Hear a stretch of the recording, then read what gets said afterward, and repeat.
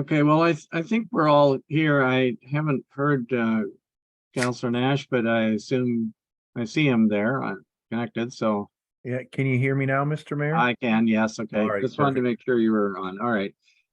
Why don't we call the meeting to order? And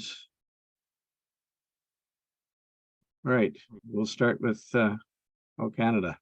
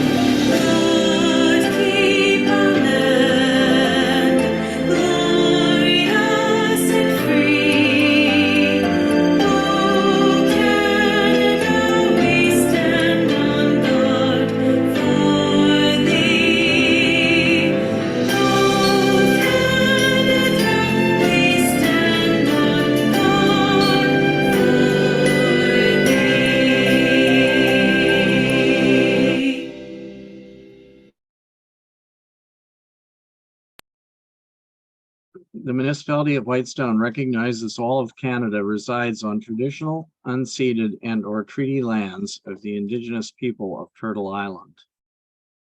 We recognize our municipality on the Robinson-Huron Treaty Territory is home to many past, present, and future Indigenous families.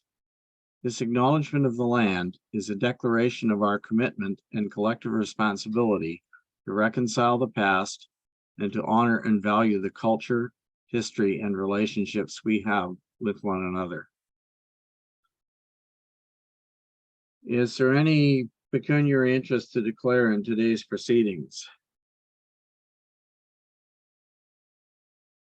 I somehow doubt it, but anyway, okay, I hear none, so we'll move on to approval of the agenda as circulated. Could I get a mover and seconder for that, please? I'll move it, Councillor Lamb. Councillor Lamb moves, and is that Councillor Gray? Are you? Sure. Okay. Sorry, I saw your arm moving. You don't. All right. I guess we're gonna have a roll call. Madam Clerk. Thank I you, think. Councillor Bray, Yes. Councillor Lamb, Yes. Councillor Nash, Yes. Councillor Woods, Yes. and Mayor Comrie. Yes.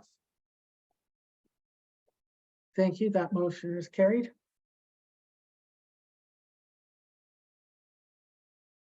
Okay, thank you. So now we next need to move into committee of the whole to review the draft procedure bylaw that we have. So once again, mover and seconder. I'll move. I'll second. Councillor Gray moves, and was that Councillor Nash? Councillor Woods, Mr. Mayor. Oh, Councillor Wood, sorry.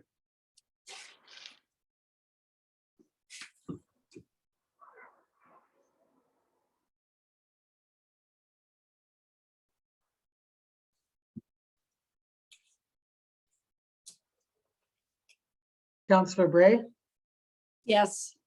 Councillor Lamb, Yes. Councillor Nash, Yes. Councillor Woods, Yes. Mayor Comrie.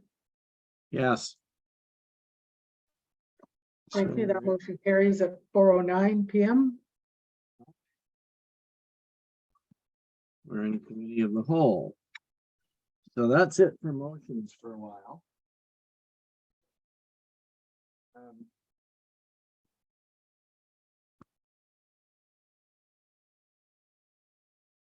I'm sorry, I forgot to mention at the start, you can't see me because once again, I still do not have the camera in my laptop working for some reason. I haven't been able to figure out what's causing it not to work at this point, but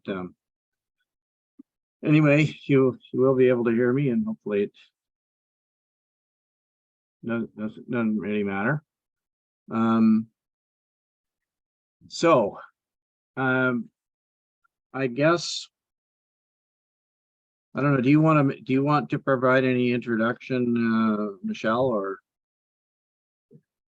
I can be very brief. I think the memo that is attached to the agenda says it all. Basically, council got from section 1 to 6.1.3 were discussed. The remaining sections being 6.1.4 to section 7 were not addressed, except for the fact that council did discuss some time restrictions and delivery dates of the council agenda. And so I've tried to color code everything for the first half and into the second half. Anything that's blue are changes that I've made based on council input. Deletions are in red, as well as council member comments. And that's because council member comments were in red to begin with. And so, and any deletions where council has made a decision on suggestions are in red with a line through it. And then any staff notes or commentary where I've made some comments or provided some information are in green. So that I think it's fairly self-explanatory as we go through. So just I'll leave that with you and we can maybe just dive in. Mr. Mayor, if I might, I had possibly, I think, is a simple request. If I'm not sure if others might want to, would you mind if I spoke for 30 seconds? Sure, go ahead. Thanks. All I was thinking was, I know, be it the procedural bylaw we're doing now or other things that come up, sometimes by the time we go through, I'll call it on this one, the first 6 items, by the time we always get to the last part of the documents, we're always running out of time, or the meeting's gone longer than what we might have thought. So knowing that, I was thinking that if possible, I might suggest that instead of starting at section 1 again, maybe we pick up from where we left off, but going back to the beginning of the section. I think it was section 6, if not section 5, but I think it was section 6 on agenda, and maybe start at that point and go through that. And then once we've made it all the way through, go back to the new updates that have been done since our last meeting on sections 1 to 5, just so the end section, which I think is important and we aren't going to be rushed through, is dealt with at the beginning, kind of finishing off from where the meeting ended the last time. I don't know what your thoughts are to that, but. Sure. Okay. Thank you. I was going to say something, I guess, similar to what you just said, Councillor Nash. I guess the way I looked at it is that there are still there are a few chunks of things here that need to be revisited, but I did make this comment to our clerk that, I think things like the index and the definitions and so on, normally you do those at the end after you've, because as you're going through taking things out, changing things around, all of a sudden some of the terms that are in the definitions disappear, and or maybe new ones have to be added, and you don't, and of course the index is going to change for the same reason. So I mean, those are things that can be done sort of in a final edit, which is not an easy thing to do in a meeting like this. It really should be done, I think, offline by our CAO. So I'm okay if there is. Do others have any opinion about it? Are you okay with going to the part? I'm trying to see where I'm happy to start. We ended up with 6.1.3. And I'm happy to start with 6.1.4 and get to the end, and then do a look at other things as necessary. Are others okay with that? Yeah. approach? I'm in agreement with that. I would just like to add that I guess this thing started, I think, and I may be out a bit in December, and we're in August. So I would really hope that we could, try to, as much as we can, button this up today. And, I'm sure there may have to be a quick legal review, but this, we've got to accomplish this thing and tick it in the rear view mirror with a bylaw coming back. So I'd encourage, and I'll try to stay out of the weeds, I call it, and try to deal with what we're trying to deal with here, and not get too caught up in minuscule or minor details or long drawn out debates on one item.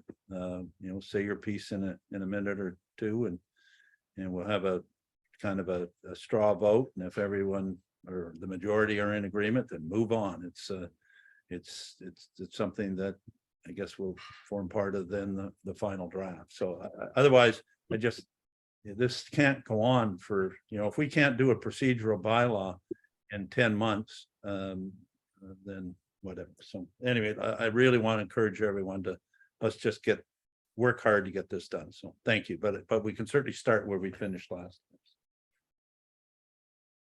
Okay, so are there any issues with item 6.14, 1.4? Oh, let me get- I didn't see any before. Just let me get to it, Mr. Mayor. So, I'm sure. It's on page 26 of 32 of the package that was sent out to everybody.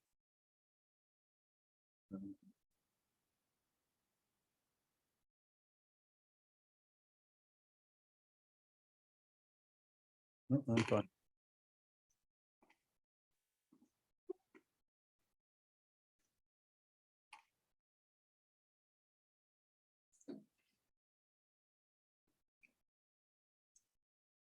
I'm fine. I'm fine. Oh, you're okay? Oh, all right, sorry. Sorry, no, I'm sorry. I Yep. apologize. So, next is 6.1.5.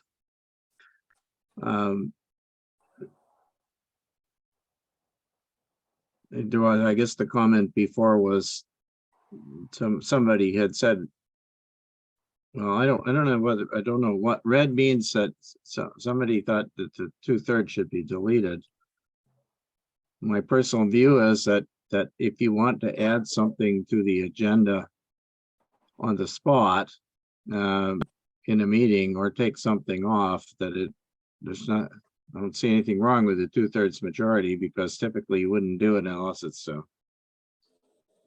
there's some urgency associated with it. It kind of goes in the face of all the, making it a free-for-all in the meeting kind of goes in the face of all these requirements to have things submitted in advance and everything. But I don't know. Did Mr. Mayor, we discuss this before, or what? sure did. We sure did. And I thought the majority of council said that the majority of council said it should be the majority of council, not 2/3 throughout the document. And I think that's been put to bed at the last time. And I don't think we need to go through it again. I think, and someone disagree. If there's 3 that say no, we want it 2/3, and away we go. But I think it should be majority. And I think wherever it says 2/3, it should be majority of council. Well, is that the consensus of everybody? Because this will come up again, I'm sure. Come up throughout the document. Yeah. Did everyone agree that there would be no, so that's a super majority, right? You got it. And did everyone agree, everyone other than me agreed that that there should be no 2/3 majorities? I mean, I don't think it's there. Well, It applies in every case, but it is quite normal to have certain things that you say, we're going to be real serious about this. Some of them even require unanimous consent, right? To deviate. Mr. Mayor, it's Councillor Bray. I think I asked whether, I mean, this was set up by a lawyer who knows how to do these things. And I think I'd asked whether there was a reason for the 2/3 that was particularly important way back at the beginning.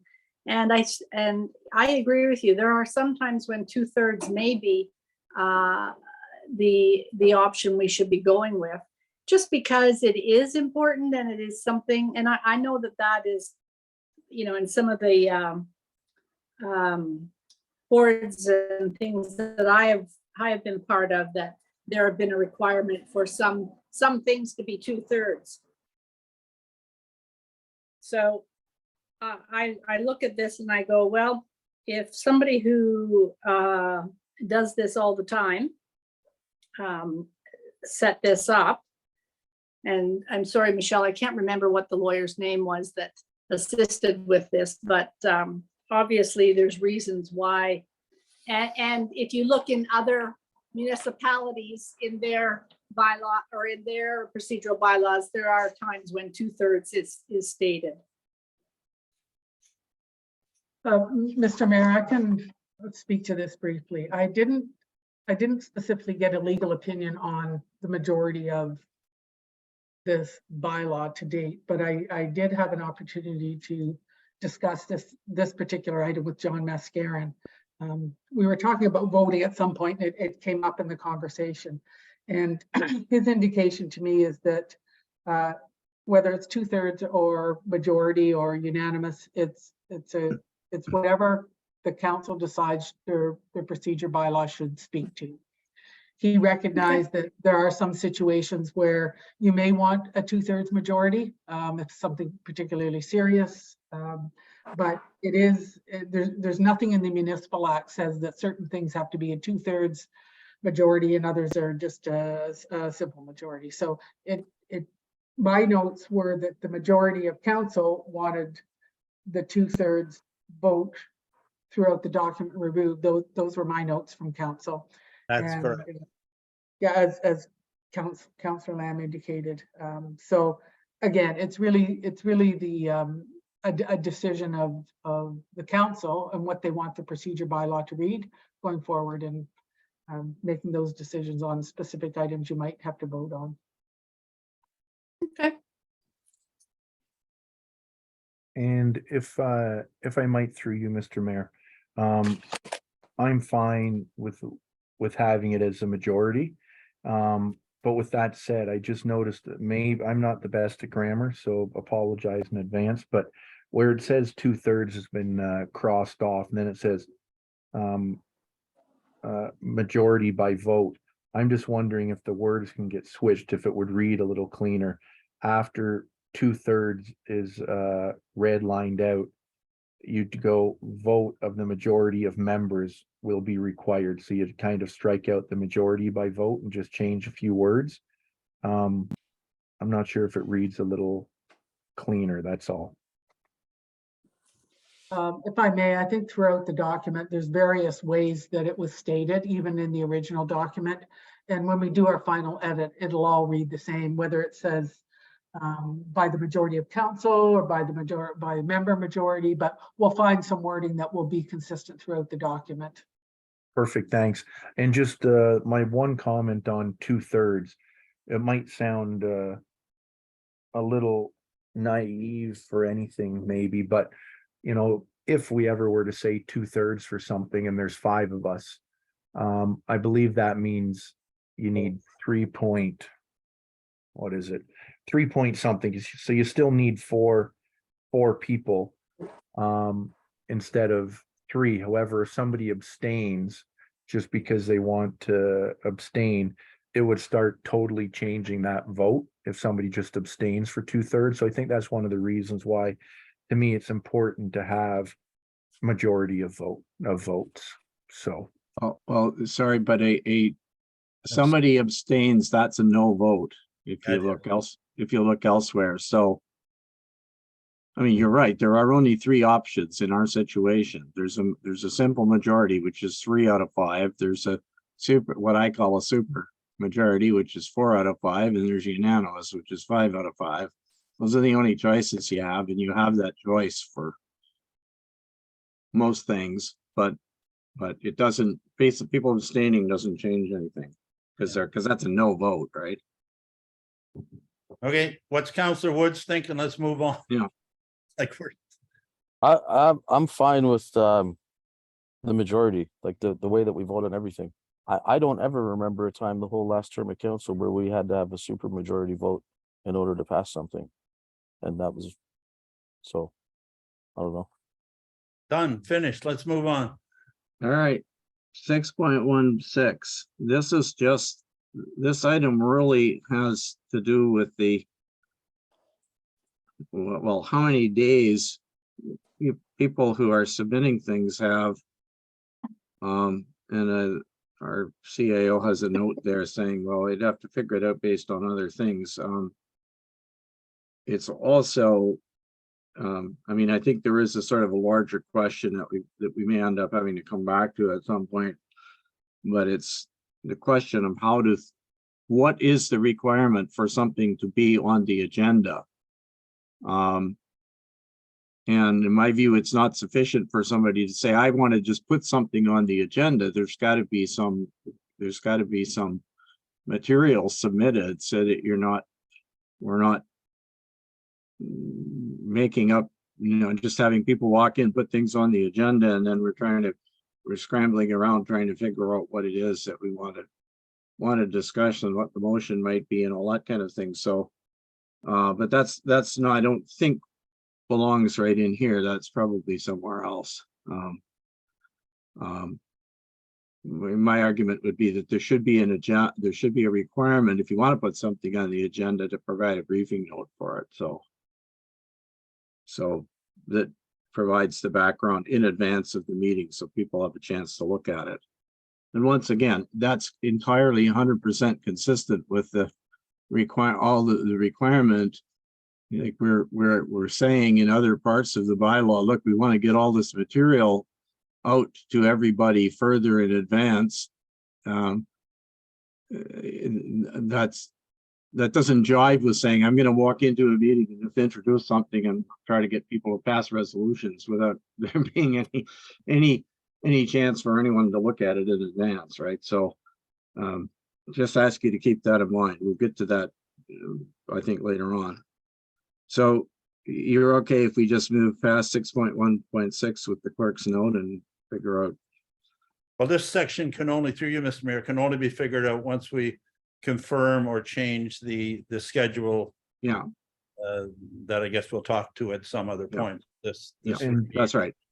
if That's the point the clerk is making. Yes. okay, good. if I might, through you, Mr. Mayor, could we not speak to that schedule now so we can start inputting numbers into here? I know the clerk had included, I think it's on page, I'm trying to find it here. I know in this package, where is it? There. Well, it was actually After, before, I think, wasn't it? Right up. Well, It's attached to the memo. yeah, yeah, it's attached to the memo. Yeah. yeah, I'm just thinking, can we not go through that? Because depending on how we speak to that might change a lot of these next items with the numbers and the days and stuff like that. So maybe now might be a good time to speak to that timeline. Well, sure. That's But the clerk, once the timeline is established at the end of the memo here, we don't have to debate each section. Michelle and staff can just fill in what we've decided on the schedule, right? We don't have to. Yeah, the other important piece is we want to really be careful about setting timelines. I get where we need, if a member wants something on the agenda, that's fine. I've set a timeline for that. If the public wants something, correspondence, delegation requests, although all that's decided in the schedule of lead times. Staff reports, that's entirely different. And I explained this before. Some staff need a fair bit of lead time because I need to help them with the report, and there's usually a couple of iterations.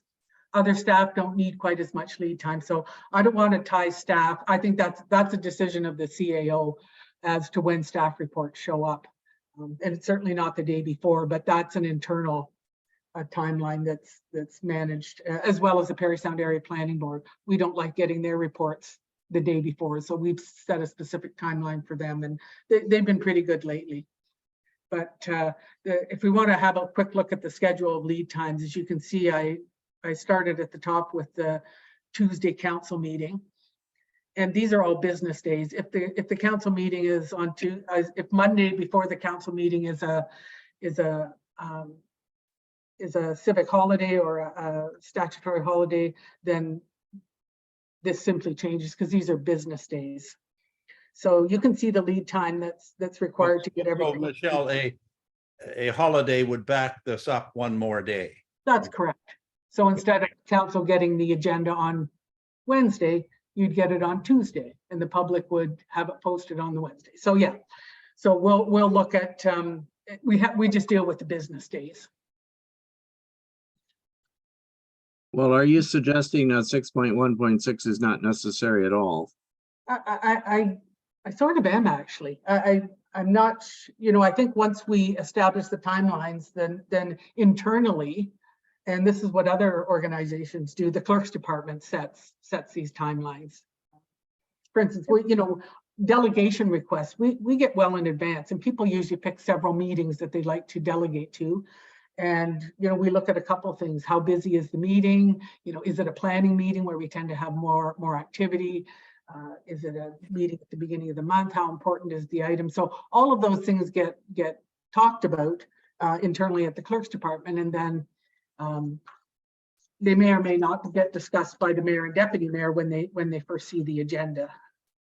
So that, the delegation get managed in a little bit different way, and certainly there's just a cutoff. We get correspondence every day. And there's just a cutoff where we stop adding it to the agenda, and then it gets put on the next agenda. And we receive things that where the agenda is closed, and then it just gets added to the next agenda. So I think that's an internal matter. Myself. Through you, Mr. Mayor, even though they're internal, be it the cutoff for delegation or correspondence, I think it's very, very important, as we're trying to make a very transparent document, the public knows what those cutoff days are, and they have to be published somewhere in this document. Be it that we say a delegation application is, 20 business days before is a deadline. It doesn't mean that they'll be on the agenda, but that's the deadline. Or, correspondence received, whatever it is, 8 business days before the agenda will not be placed on. I think it's very, very important that we note those in this document instead of saying it's an internal thing. I think it might be internal for us to decide what those dates are, but I think it's very important that it's shown externally in this document what those deadlines are, so people know what they're allowed to and not allowed to do from the public. Or council or staff for that matter. You could actually adjust 6.1.6 by saying will be provided the clerk by member staff items for the agenda. So remove staff altogether, because I've got, for instance, if you look at day 12, which is right at the bottom of the chart, CO clerk to confirm staff reports for the agenda and deputations, if any. We may be confirming that the staff reports are on the agenda because the next day that agenda goes to the mayor and deputy mayor. Maybe just some water, thanks. Um, Go ahead and have some. where, we start building the agenda. Well, sorry, it doesn't go to them till day 9, but prior to the meeting, but I may not have the staff report, but I may know what's coming, or I may have seen a draft. Don't disagree about delegations, because that gives us the authority to say you didn't submit your delegation request in time. But we also want to, if someone has a delegation request that we get on day 11, and it's a timely issue that council is dealing with, and we say it has to be to us, 12 days before the agenda, there just has to be a little bit of flexibility, but everything has to be available to build the agenda, so that when the agenda goes to the mayor and deputy mayor on the 9th day prior to the meeting, that's a complete agenda. And so that the discussion can happen. So I hear what you're saying, Councillor Nash, and I think if we park this, I think it could be adjusted slightly to accommodate what you're suggesting. Okay, thank you. And through you, Mr. Mayor, just when I'm looking at the dates here, unless I have something wrong, I'm just working backwards. If we use 1 to 12 business days right now, if we're right now, if I was to say, hey, can I get something placed on the agenda? It would be the Wednesday before, 4 business days before. And we're taking some of these items and moving them from 4 business days to 12 business days. And if I'm doing my math correctly, 12 business days would be 2 business days before the previous council meeting. So basically, or sorry, 11 business days that a member of council couldn't place anything on the next council meeting that was discussed at the previous council meeting because the date would have already passed. So I think our dates might have been pulled, in my eyes, a little bit too far. But again, and we can park it for now, but again, I'll say it throughout the meeting today. I think we have to be cognizant of, I think right now, I'm guessing maybe the mayor gets the report on Wednesday afternoon and reviews it and gets back by Thursday. We're now saying that's 9 business days. So we're really pushing stuff out almost a whole other week. So basically, I guess in closing to that, I guess I'm not the mayor, I'm not the deputy mayor, but I would have assumed that when an agenda comes out for the mayor's review, that it would be a complete agenda package, not with missing staff reports or possibly missing or draft reports or items that might not be completed. I would have assumed that for the mayor to make a decision on if everything should be there, that all these reports should be finalized, which I think it's important that, you know, there is a deadline for staff reports. And if that staff report isn't done, well, it just makes it onto the next agenda. If it's super important, there can always be a special meeting called, but I think staff reports or deputations or counselor ad items, there should be deadlines for all of these so that the rules can be followed, be it from a member of public to a counselor. Just for clarity, Councillor Nash, what the mayor sees on the Tuesday, so right now the mayor sees the agenda 7 days before the meeting. So the mayor will get the agenda on Tuesday around midday, shortly before, shortly after. So he doesn't see all the reports. He sees the list of correspondence. He sees generally what's intended to be on the agenda. He does not see the agenda package. If you want the full agenda package, and it's up to the mayor and deputy there, if they want to see the full agenda package on day 9 or day 8, then we need a lot more time to build that agenda package. So, you know, this is the timelines I've given you here give a little bit of freeboard to staff because there's not many of us. So if one person is off sick, it makes a real dent in how we can accomplish things. But no, the mayor does not see the whole agenda package. He might ask, you know, if there's a delegation from so-and-so, what it's about, but typically that's on the agenda. You know, Margie Slagey wants to talk about Shawanega Lake Road. Okay. And, you know, he'll see the list of staff reports. They're usually pretty basic. They're usually either tender awards or quarterly reports or something that council has asked for. So that's clear. Often I think what the mayor would ask about, and I'm sure the deputy mayor may, although he would have an inside track on this, is planning items. You know, there's a zoning, rezoning application or a shore road allowance that's of interest. So those are the things that the mayor would typically want to talk about. But other than, you know, sort of the typical items, the mayor and deputy mayor just see the agenda. And as you can see, we start building the agenda package after they have confirmed that. We're not going to build an agenda package and then have them be concerned that, you know, they don't want that staff report this time or that time. That's after the agenda is confirmed on Friday, the 8th day before the meeting. And then we can start on day 6 and 7, we can start collating, pull all the documents together, reports get signed, all those kind of things. So that's how it works now. Okay, and Oh. just I guess, or sorry, just a quick question. How did we go from 4 business days for counselor items to be added to 12 or 11? Like, we're not adding a day or two, we're adding week, more than a week. Yeah, I agree. That was my thought. So to be fair to the mayor and deputy mayor who see the agenda and approve the agenda, I think it's fair that they see if there are counselor items to be added to the agenda. Because if counselor items get added, 4 days before, they haven't seen it. They haven't had a chance to understand what that counselor is looking for, have maybe or not have a conversation with them. If we're going to be fair to our mayor and deputy mayor, that they put their stamp of approval on the agenda, then every item on the agenda or intended for the agenda needs to be there. Okay.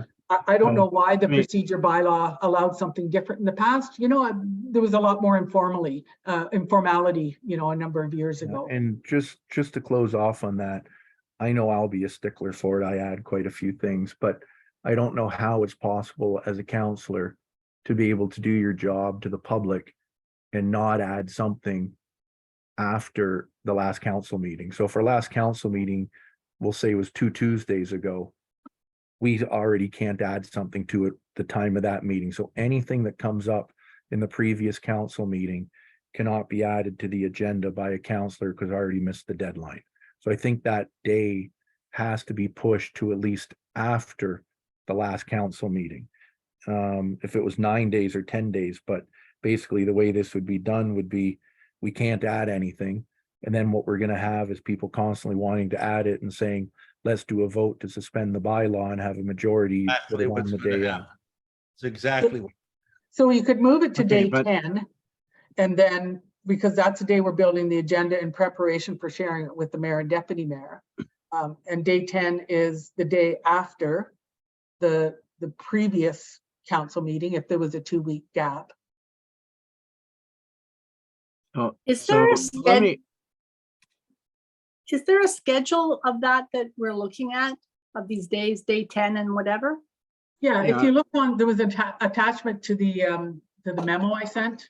Oh, okay. it's like the 3rd page of your, or the 4th page maybe of your package. It's Oh, before we get okay. into the actual bylaw itself.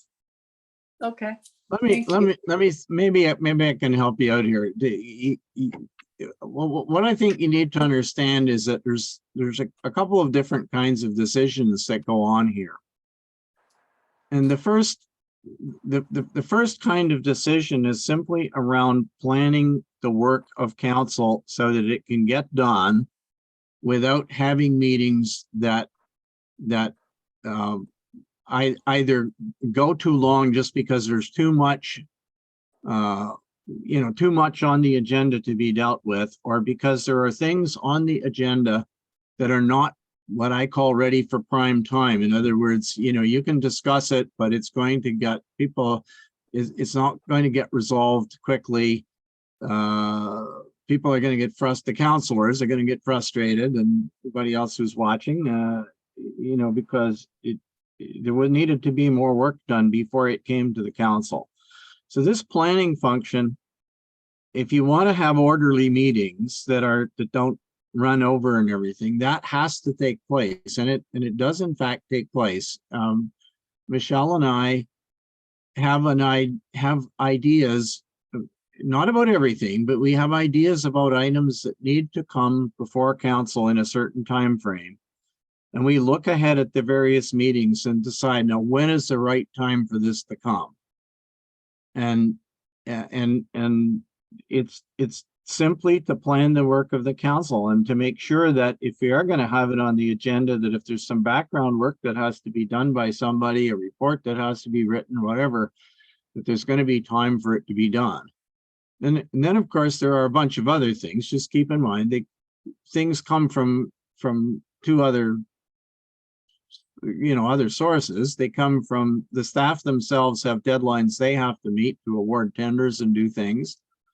So those items come. We have regular reports that we get, like on our building active permit activity and stuff that come every quarter. So we have all these things that are constantly building up on the agenda. So you know, we know there'll be certain things on the agenda in December, right?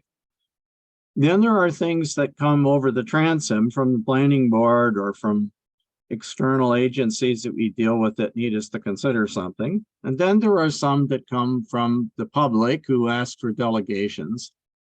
And and then of course there are, counselors or individuals who just want to raise subjects.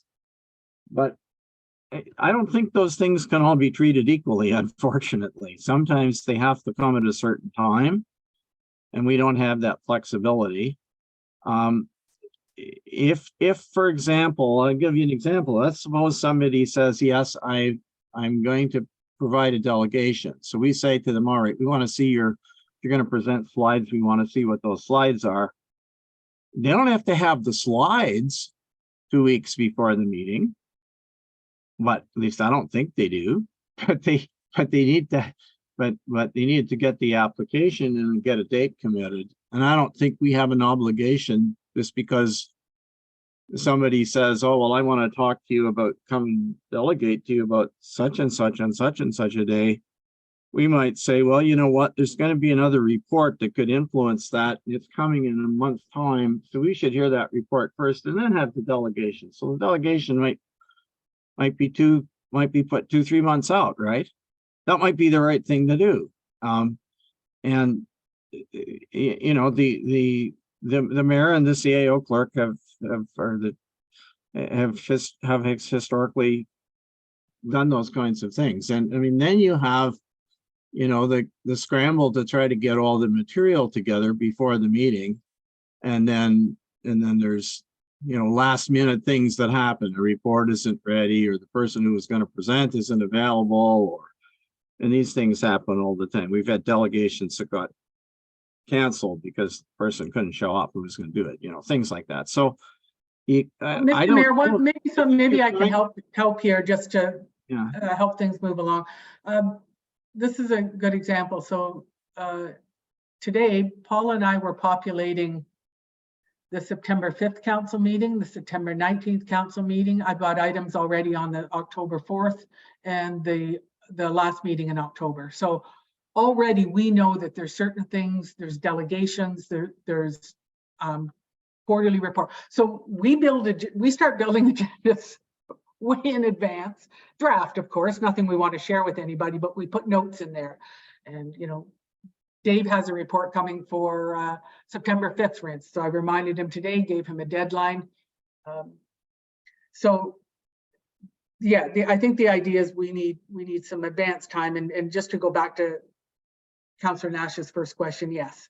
In order to be, why the previous procedure bylaw allowed council members to put something on, it even allows for delegations the day of the meeting, actually, which is a process that we simply don't follow. It's just too confusing.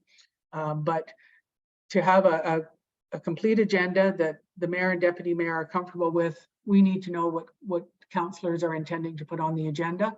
We don't need your backup document or your draft resolution yet, but we need to know that that's intended for discussion at the meeting. So anyway, maybe we can have a look at these timelines. These timelines I set based on the times that I know that staff needs, the time we need. You know, there's a bit of just in case in there, and it does take time to pull everything together and make sure that we can meet these timelines as best we possibly can.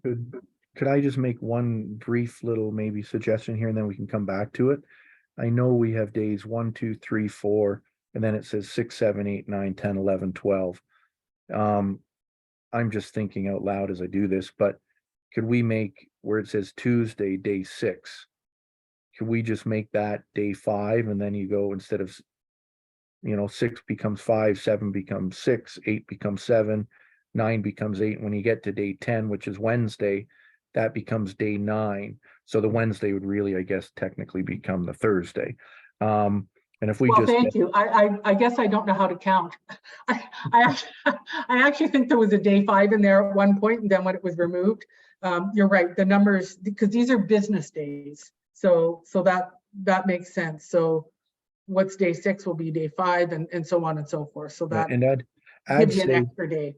yeah, I'd say in my eyes, if anybody wanting to place something on the agenda needed to let you know by the end of the business day on the Wednesday after the last council meeting, that's given council members enough time and something came up that they thought was really important at that council meeting that they could place it on it. But I do think, and to help you guys out, I remember when I was doing a deputation, I think it took 1 or 2 council meetings because there was already things on it. But I do think those deputations, you know, I understand giving council some time, but I also think, you know, if anything should be cut early, I'd say that we want to have a nice little bit of notice for deputations from the staff side. Right now, I think you're kind of saying 12 days, but hopefully somewhere as we get further in this, when we come to deputations, that we give that date, if it's 12 days, or maybe we push it out to even a bit more. Because I think that's important for the public to know that, hey, here is the deadline. And it is far enough out that gives some times that you're able to prepare a lot better and say, well, we won't have you on this one, but you can be on the one in October, whatever it might be. So, Okay, so what we've done is we pushed the last day for the council to put items on the agenda is day 9, which you're right, is the Wednesday after the council meeting. And you may have something you're preparing well in advance anyway that you want to discuss. So So how many days before the next, when there isn't a holiday, how many days, business days is it that before that council meeting that members of council have to have something in to put on the agenda? day 9. So it's the Wednesday after the previous council meeting. So you have a council meeting on a Tuesday and the Okay, 'cause Wednesday, we've the next day. You're saying because we've changed these numbers, right? Yes, because there was no 5. So we've created a number 5 now. Okay, so is everyone okay with day 9? Okay, let's move on. We won't get through this. We'll be here 6 hours. The only thing I had was, I think that the Wednesday, which is day 4 agenda package to council electronically, can we not say with motions? I mean, we've received motions, 2 and 3 and 4 hours before. We don't, the mayor may know, and I may know now because I'm somewhat involved as a deputy mayor, but the rest of council doesn't know. And I know they have to be in the affirmative, but we don't know. So I just find it very difficult. And I think others on council do, with the motions coming out the day of the meeting. If we know what we're going to do, if the council agenda is coming to us, isn't it possible? It's a question, Michelle, more than anything. You know the inner works of this more, but I don't think we should be getting the motions the day of the meeting. Particularly because some of them are, not, some of them are lengthy and other things, right? So anyway, so that's my comment. Yeah, no, that's fair. So if you look at day 5 and 6, the new day 5, day 5 and 6, staff collate with all necessary documents, reports, etc., draft list of motions prepared. So I think that was established in our discussions on the last procedure bylaw, that you wanted to see the motions, which is why we need more time, because actually pulling all the motions together, especially when there's planning items or there's other issues that we need to do some research, we need to figure out what that motion is going to look like. It takes some time. So the agenda package to council electronically with the motions. Sure. I think the worst case scenario, if something happens and there's staff shortage, the agenda package would come out and the motions would be to you the next day. I think that option needs to be there. But what I can tell you, and I really don't know the answer, is that traditionally in Whitestone, when I got here, the motions were given to council the day of the meeting. I don't know why. it seemed to be what they wanted, and so the clerk's department just followed through. I'm happy to change things up, but I can't explain why it was done that way in the past. Through No, you. Nor can I. Well, sorry, there. Nor can I. So can I just please finish and then I'm done with this? Well, sorry, I thought you were, Yeah, let me just look down my notes. So everything's going up a day. You know, don't forget on the new day 7 and 8, when you send the draft agenda to the mayor and deputy mayor, and then you discuss with them the next day, there can be work. I mean, you know, I don't know what the mayor changes. I can't foresee, as at least in my term, whenever I'm deputy mayor, you know, saying, wow, let's get rid of all this stuff and let's replace it with this or anything. I think it's a pretty simple thing, right? I don't want to overcomplicate it. I don't want to insert myself into it to complicate, you know, and start taking things off and on and all that kind of stuff. But I think it's just, okay, good, because nobody knows before that, right? That's the thing. That's the thing, Michelle and George, or Mr. Mayor, that you have to realize that up until this time, okay, counselors have no idea, for the most part, what's coming at them until the day before it goes to the public. That you may know, you may be setting out in September when this is coming, and that's coming, all that kind of stuff. We don't know. We're being asked, when's the rental bylaw coming to us? I don't know. You know, like you've got to look at it from a counselor standpoint, okay? You may know, we don't know. We get it one, you know, people ask me questions, is it going to be honest? I have no idea. I get it Thursday night, you know, 16 hours before you get it, right? Like that is not right.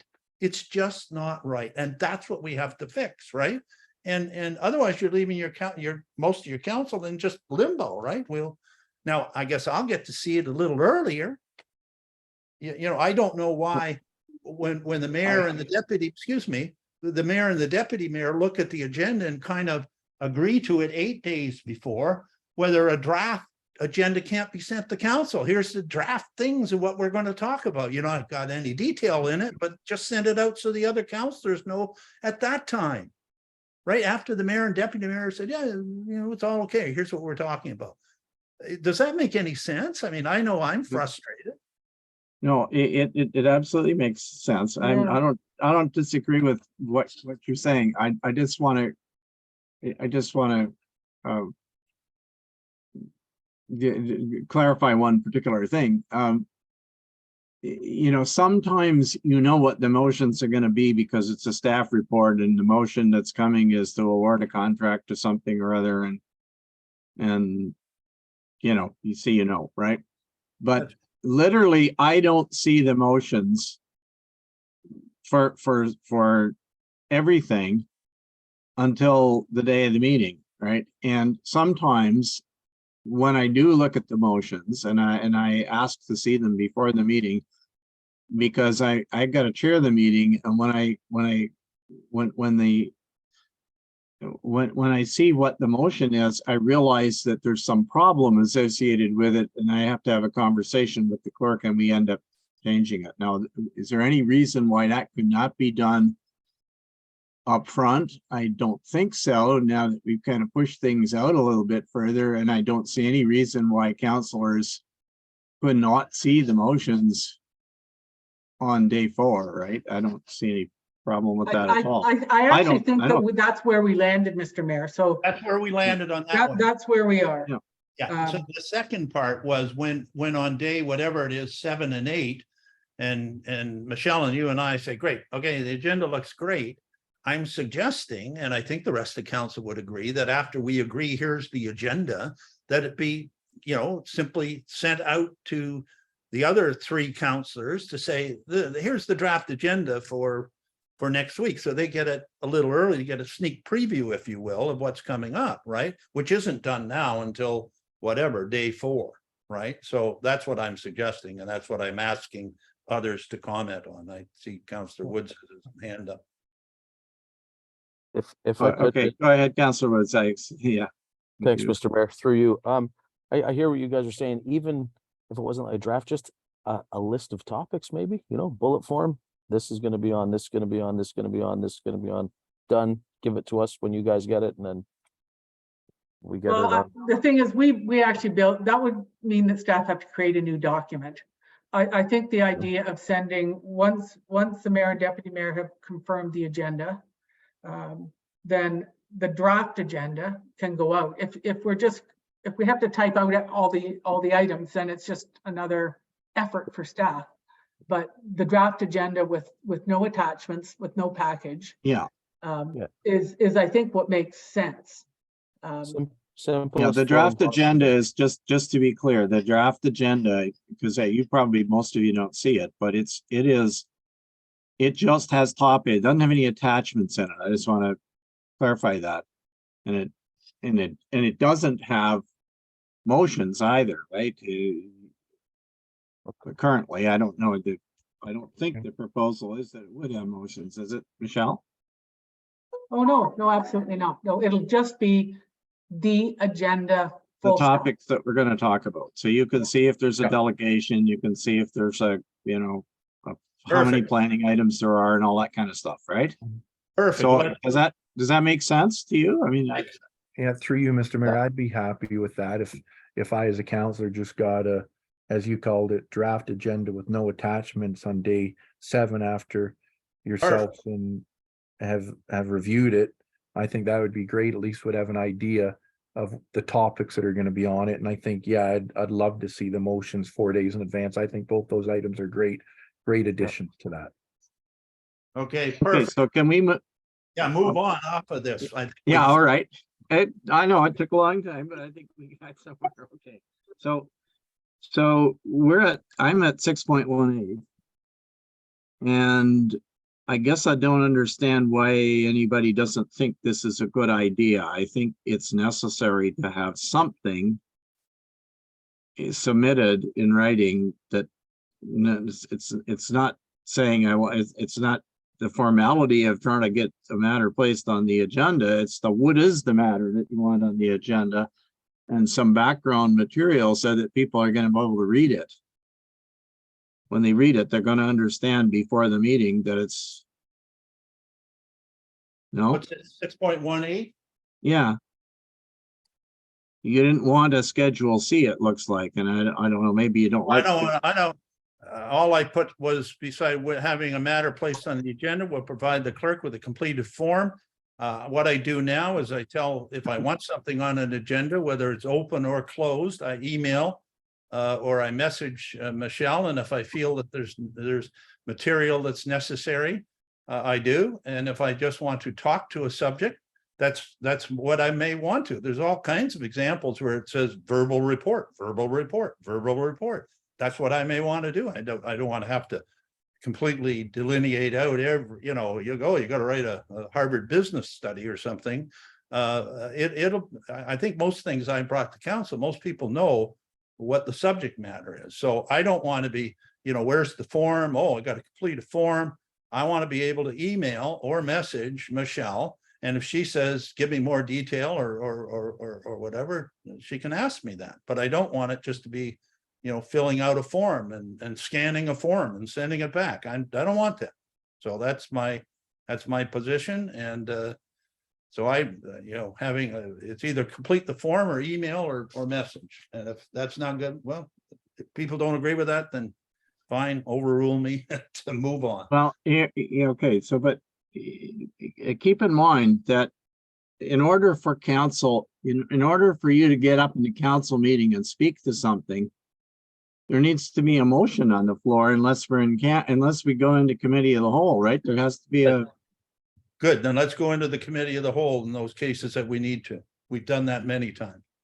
well, yeah, okay, so I guess that's a discussion item maybe, but I think we need to separate those, because what's happened a couple of times is somebody comes in to bring up something that wasn't on the agenda and all of a sudden motions are falling out, there shouldn't be any motions if it's going to be dealt with that way. If people haven't seen in advance what action you want taken, then that's the problem that I have with it. Yeah, through you, Mr. Mayor, if it's discussed and there's no motion, then someone can say, great, I'll write a motion, or I want a motion brought back to the next meeting or something, right? Yeah, yeah, and that I have no problem with at all. I'm just trying to separate things that you just want to discuss from things where But be you're gonna careful. put a motion. Be careful what you do, because there's a lot of motions that come up where we say, oh, well, why don't we give $50 to that?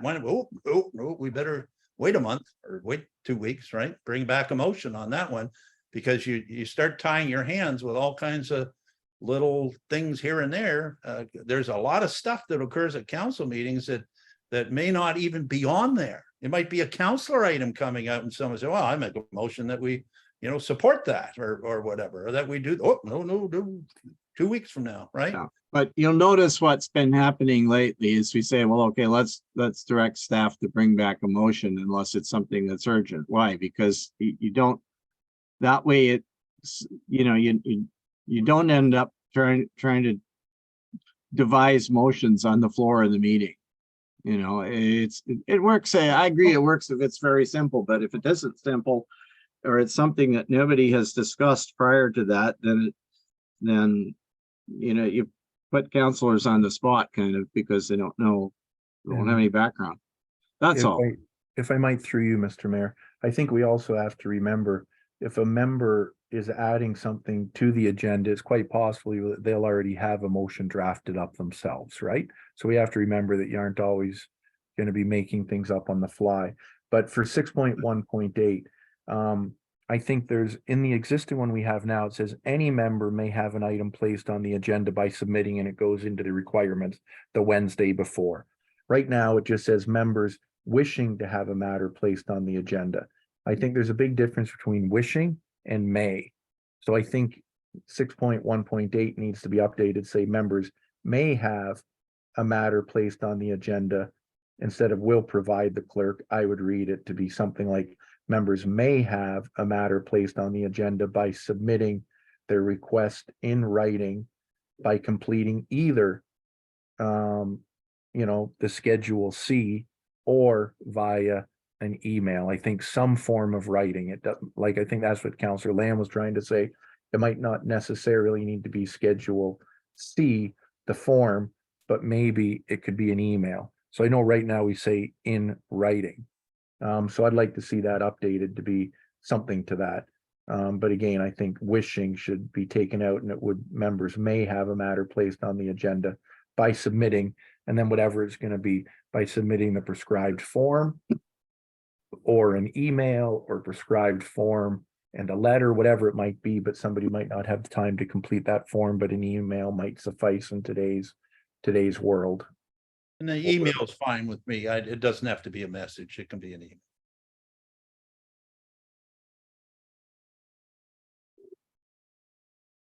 Okay, well, I'm not suggesting there's anything particularly magical, but get Schedule C, but it's a question of getting something.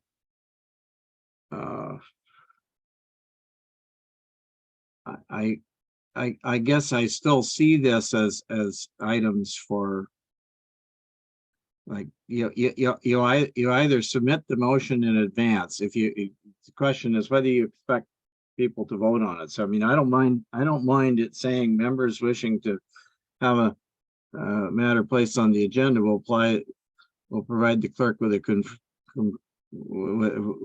with a notice by whatever date. But if they expect the matter to be voted on, then the motion, what they provide needs to contain the motion, right? Or just add that second part to it. Something to the effect that, yeah, if you're expecting council to vote on it at this particular meeting, with the same meeting that it's being presented, then you need to provide the motion. Yeah, and I through you, Mr. Mayor, I wouldn't disagree with that. I think that comes back to what we just spoke to, right? Right now in the past, nobody knew until sometimes a couple hours before what any motion might read, level on something that a counselor is going to add, right? So I think what it's doing is, if a counselor was adding something before, it was putting the mayor in the same place as all the other counselors, not knowing anything. until a couple hours before the day of, or in the case of Yeah. one that might be presented. And I would agree that, you know, if a member is gonna have something placed on the agenda and they want a motion, well, if motions are supposed to go out 4 days before, then of course that motion should be sent to everybody and available. And that's where it can just be worked on to say that. But I know we're talking about 6.1.8, but I'm gonna ask, and I know you've described it before and I've tried to read up on it, but 6.1.8 versus 6.1.9, a matter to be placed on the agenda or a notice of motion. If you can just, again, describe the two differences, maybe these can be combined into one point in a little bit better. Maybe it's 2 bullets under a point, but just describing your Yeah. understanding what the different, or what. Well, yeah, I think you're actually on to something, because 6.1.9 is really dealing with the issue about whether there's and maybe to avoid confusion, we should just not introduce the concept of notice of motion. You know, it's a pretty standard thing, but anyway, what it is, 6.1.9, what it really means is members who wish to have a motion voted on, placed on the agenda to be voted on, will provide the clerk with it, with not the completed form, but will provide the clerk with the motion, right? And that's what I wanted, what I was just talking about a minute ago. So it's really, you could put it under 6.1.9, or you could make it part of one thing and change all one thing. It's just that is getting at the idea. 6.1.9, the purpose of a notice of motion is that so everybody knows in advance that you're going to move something.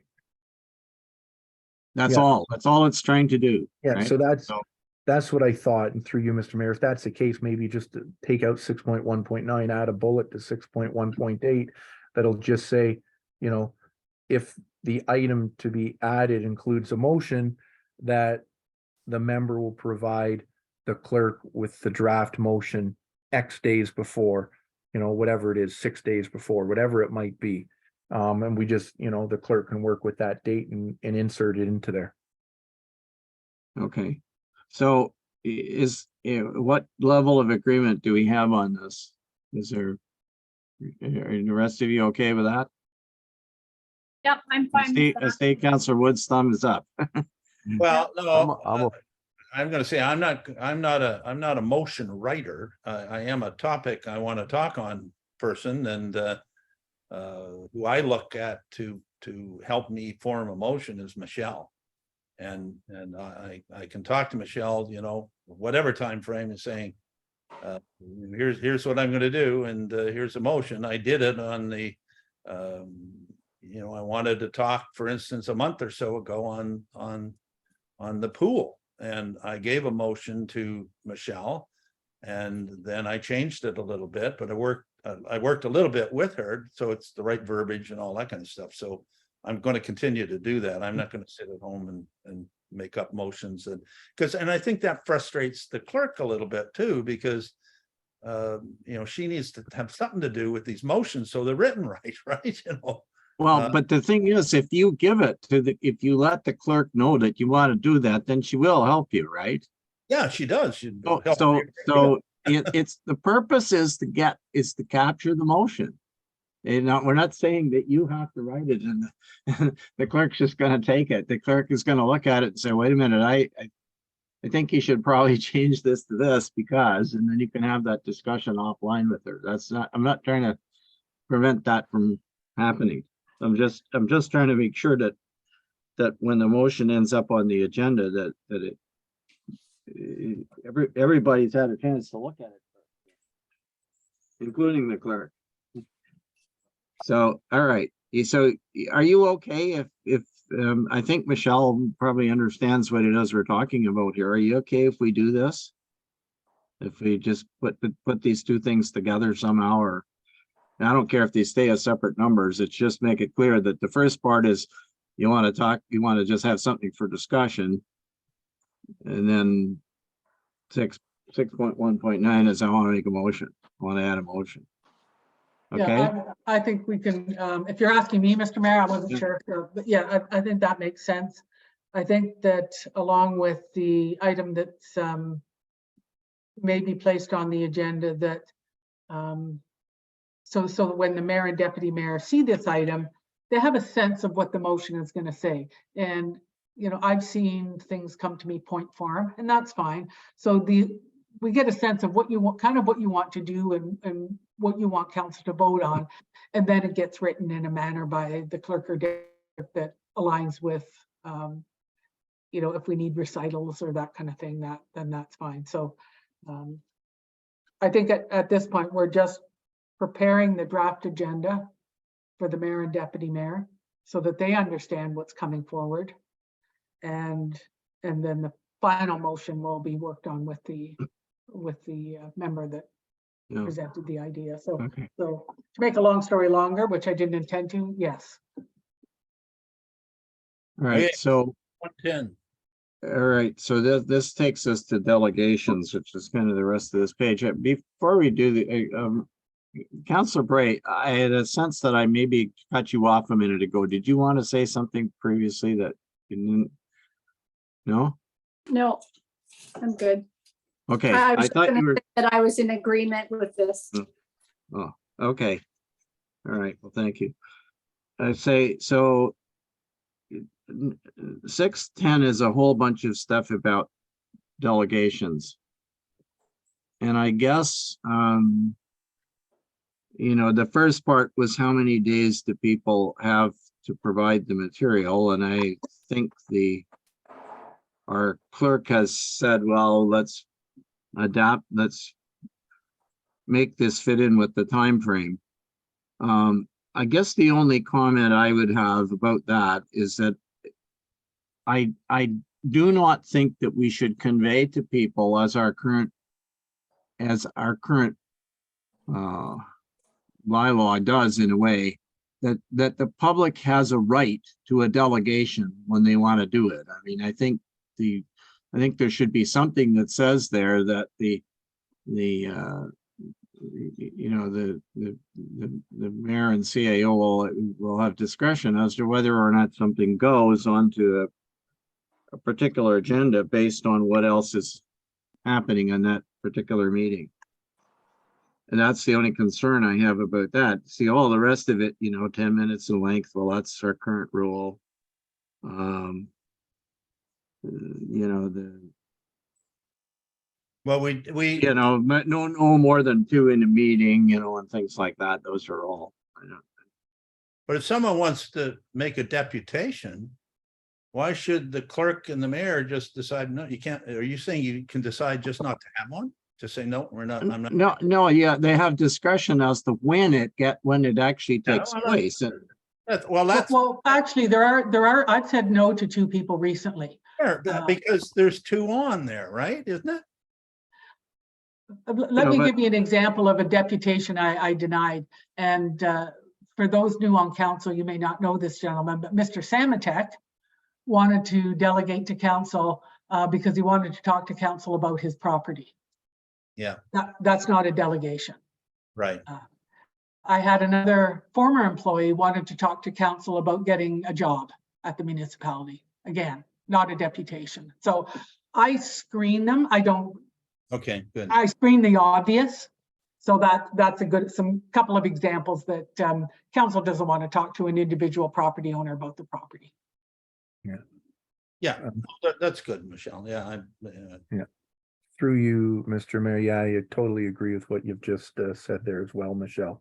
What would, if we were to put a time in here, looking backwards to that kind of summary sheet we had, what do you think, Michelle, would be a good timing, no later than X? Do you think that should be the 12 days that you said? Do you think that's enough, not enough?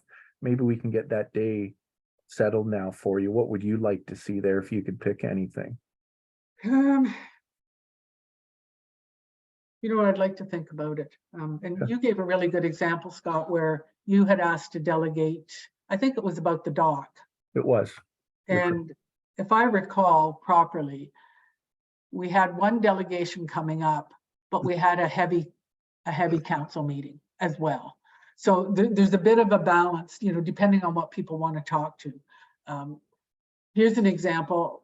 I've invited Azimuth Environmental to come and speak to council about our 2 landfill sites. Now, I'm probably going to put them in committee of the whole, as we did with John Jackson with his report, but that's a meeting where I think it's the last meeting in October that they're available. So I would suggest we don't have any delegations at meeting. Because that in itself will probably take half an hour and eat into the meeting that's intended for planning items. So those are the kind of balances that the clerk's department does. That even the mayor often doesn't know we've denied or approved or something like that. So let me think about that timeline, Scott. If it's a light meeting and there's no delegations, and it's a reasonable delegation that I believe council would have interest in, then it's not hard to approve. So let me think about what that timeline should be, a drop dead timeline for the delegation requests, and fill that blank in when I give it some more thought. All right, thanks, Michelle. I noticed a lot of the red on this section was mine, so if I could just say two bits to it. I know I'd mentioned in there. Basically, I was trying to say, I think we should limit the delegation to 10 minutes. If it's 2 speakers, you say 5 minutes each, but 10 minutes total, unless approved by council to continue on. That was the one thing there. And further down on the page, I noticed it said for any given council meeting, a maximum of 3 10-minute deputations may be scheduled. I've put change 3 to 2. I think my personal opinion, I think if we get 3, that's a lot on any given agenda. So I'm thinking, we just say 2's the maximum. Anyways, those are my thoughts on the rest of page 27. Sorry. Mayor, I'll comment on 6.110. I agree with the 10 minutes. I don't agree with per Scott Nash add by 10 minutes. As Michelle just said, there's a deputation in October, might take a half hour. So it covers it by saying may extend the time by majority rule. And if you're extending the time, you would say you got 10 minutes or carry on or whatever. So I don't think we should say by 10 minutes. That says kind of like a drop dead date. I don't know what, Scott, you'll have to come back on what you mean about the emergency deputation. I agreed to change 3 deputations to 2. The next paragraph right under that, I really, really, really believe this strongly. We're not doing deputations right. And we've morphed and we've morphed from Chris Armstrong, God rest his soul, who wanted everybody to get sort of saying all that kind of stuff. I'm telling you, this is very dangerous what we're doing. And there's examples like Bolger Lake, and there's example like Shawanega Lake Road, and we should be getting a deputation of 10 minutes. And the purpose of that deputation is solely and only if council members have questions of that deputation. End of full stop. It isn't for comments from the peanut gallery as to what, or them to ask questions back of council. And we have to really, really, really straighten up in this area because it's getting out of control. And all it does is get people all riled up. That's what's happened on Shawanega Lake Road. They're all riled up. And anyway, I can't say that any stronger, and I'll leave it at that. Mr. Mayor, it's Councillor Bray. I agree with Councillor Lamb on that. I think that we really need to really work on keeping our deputations to what they're supposed to be. And I think that we as council also have to remember it's not time for us to make comments, only questions, and keep things very clear as to what a deputation is. So I certainly agree with that we need to be really careful. Okay, Mr. Mayor. go ahead, Councillor Woods. I agree fully with Councillor Lamb and Councillor Bray on that one, Mr. Mayor. Our deputations have been getting sidetracked, I'll say, a little bit out of hand. We need to tighten things up in that department for sure. So I agree with everything that they both said.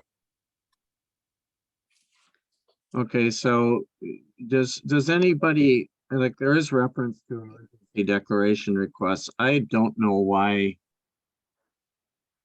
Can you think of, like, I don't know where that came from. Can you think of a situation where we would take an emergency? Like, I don't know what an emergency deputation is. Somebody who walks in the day of the council meeting and says, I need to come and talk to you. I mean, is that? That's probably why we put in, you could do it on the day of a council meeting way back, right? Maybe, but I don't, have we ever done one? I don't think. Not that I could remember, right? I mean, I don't think that should be there, to be my. I think this is in you the do realm have- of adding an Exactly. item to the agenda. Yeah, keep, It's the same thing, and if council all Yeah. agrees, and who Yeah. knows, there might be a really important reason that you need to hear from someone. I can't think of what it is, but it might happen. But that's just simply adding an item to the agenda, which all of council, the majority of council has to approve. well, that's when the premier comes and wants to talk to council and calls us up in the morning. So here we got council meetings after, I want to come talk to you, right?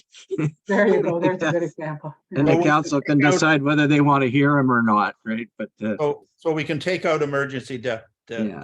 all right. Take it out. There you go. So does everybody agree that we got 2 as the maximum? I Yeah. do. On to the. Yep. So the next paragraph is really getting at what Councillor Lamb and Councillor Bray talked about. The last thing I just noticed, there's nothing there on the page, but the last little paragraph, which probably doesn't need to be there, because the chair has the ability to remove a person who is disrupting a meeting, but it says, once the chair rules that the deputation is concluded, the person or persons appearing will withdraw. Well, we don't ask them to do that. In fact, we invite them to stay for the rest of the meeting if they want, right? Take it out. Take it out. So I would take that out, I think. Good, perfect. Let's move on. And I Are don't think we you need talking to the get whole in. paragraph? Yeah. Thank you, I think you could just remove the whole paragraph. very good. It's covered Next elsewhere. page. All right, so now and then anything about the subsequent delegations? Yeah, through you, Mr. Mayor, I had a comment there. Yeah. I think we just need to be careful. I think I agree with what Councillor Bray, Lamb, and Woods have said about some of these have been going on, and I think, it's becoming debating and argumentative. And when I just see this one saying, well, we can bring back the same topic, I think if we're gonna say that you can't have somebody coming back in September and October and November with the same topic. If you're gonna allow somebody to bring back something on the same topic, I know when I've read a couple other procedural bylaws, normally there's a timeline there allowed to it of 12 months, or maybe it's 18 months to say, if I want to come and talk about, I don't know, whatever it might be, a new wharf at the landing, that I can't come back month after month after month and talk about it. So, if that was going to be there, I'd like to see it say not within 12 months of the last presentation. I think that allows somebody to come back, but gives some breathing time for council, so they're not constantly bombarded by the same things at deputations. I would be careful on that, Councillor Nash, because we just had Bolger Lake out, and I told them what I thought about it, and practically invited, and I think the rest of the council didn't say no, for them to come up with something on shore dockers and a bunch of other things. If that said, oh, you can't come back for 12 months, then we're sure not going to resolve that. And they may well want to come back to council and take 5 or 10 minutes and say what they came up with on shore dockers. So again, I think there's enough safeguards in here that if they're just coming back and there's no new information, that between the clerk and the mayor and the deputy mayor, we can say, no, that's not on, right? It's got to be new information. And, anyway, that's what my thoughts on. I'm kind of in the same vein. My suggestion would be that the two paragraphs at the top of 28, page 28, probably should be replaced by something up at the beginning of this section on delegations that basically says, these are circumstances in which your delegation request may be refused. And I would just put some general things about there, like, no new information, involves, it's a closed session. By the way, when we have a closed session, we do occasionally invite people to do things, like our planner, for example, or others. That's not a delegation. That's the ability to invite a person that you need there as a resource for you to deal with a particular subject that's enclosed. So I know the clerk has said, well, this may need to be, there may be special circumstances, but I would say under normal you don't try to write a hard and fast rule for this. You just say under circumstances, the request for a delegation may be refused. Under circumstances such as, right, and just say what they are, and maybe that's something to take offline but it can cover off those various things. I think, Mr. Mayor, isn't that what's in 6.12 or 6.12? All those things you're talking about, like how it can be denied, except the only thing is. Oh, okay, all right. So if you've got that, then I don't know why you. Well, it's all in there except no new information. You might want to add that, but I mean, we don't need to. Yeah, all right. So put it in there. You're right. Sorry. And through you, Mr. Mayor, just getting back to it, the very top sentence there where I had mentioned about the same topic. I wasn't referring, well, this was done well before Bolger, but I would have assumed for something, take Bolger as an example, that it might not be another deputation, but might be a letter or request that would have been written for something like that, instead of coming back and speaking to us and then council entering into almost, I think those are the situations where we end up entering into debates that day, right? But if we did it right, we would simply hear it and we would take it under advisement. Yeah, correct. Instead of it taking 45 minutes of debate and everyone going back and forth and people are allowed to speak, others aren't, like I don't think that's needed, Scott. I really don't. You're talking the 12 months? Oh, no, I was just saying, I wouldn't have thought I wouldn't have thought a delegation would be, we'll bring something to you, we'll tell you to come back, that you'll come back and present, and you have people coming back over and over. I would have thought it would have been more of, using that one as an example, it would have been, we've heard what you're wanting now, provide us something in writing so that council can speak to it.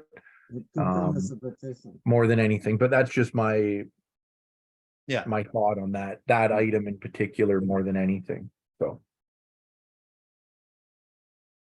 Okay, All right, so George, we can't hear you. have we done enough on this one? Can we go to correspondence now, 6.1.13? yeah, do we? Well, I don't know whether people still want it. No, I'll under F, I'll take that out. I guess if it's too lengthy, it's too lengthy. 6.1.2 was add the deputy mayor. I don't know what the mayor thinks of that. But I don't. In an effort to move this along, it's not a hill for me to die on. If the mayor and the clerk decide that they're going to decline to add items or reports to I want to be part of that. That's part of the whole agenda. So I thought this was just deputation. So this is when you see the draft agenda. yeah, okay, that's fine. Counselor Land. Leave that in. I think deputy mayor needs to be. I thought it was deputations. Anyways, correspondence. You're right, George. Well, then you probably do need to put something specific to deputations, unless it's unless you're gonna say including. These are items, you're right, these are items to the agenda, is how I see it. Keep in mind that in the case of deputations, the norm, I mean, I sometimes will say to the clerk, why we've invited somebody to make a delegation, and I know that, or she wants to accept the delegation. And I know that the subject is controversial. A bunch of people are going to come, and it isn't that they're going to take half an hour necessarily. It's to present. Although they might go a little over, but then counselors are going to ask them questions. And so it's going to take half an hour. And so if she tells me, oh, there's another one, it says 2, and I say, no, move that to another meeting, right? Otherwise, I know right off the bat, the first hour and a half is going to be the 2 delegations that we got, right? Got it. So I just can't think of a time when that's happened, Mr. Mayor, where, but you refuse things that are inappropriate without consulting anybody else. I mean, if you know that it's not a proper subject for a delegation or all these other things that could come up, you wouldn't necessarily call me and say, is it okay? You would just refuse them, right? that's right. We do a lot internally. I mean, the 2 examples I gave you are not the only 2, but they're fairly recent examples where, unless we're having this meeting, you wouldn't have known that these folks wanted to delegate and they have other options. Okay, so And, What are we on, 6.1.13? and just through you, Mr. Mayor, for that item that you're just speaking to or finished, 6.1.12, that's for all agenda items, right? Not just the delegation. It is. Okay, I just wanted to make sure. I saw delegation in there a couple times, so. well, the thing is, delegations doesn't have a heading. It's, well, they all don't have headings, but it's necessarily, but it's a whole of 610 is delegations, 6.111 is petitions, and 6.12 is any agenda item.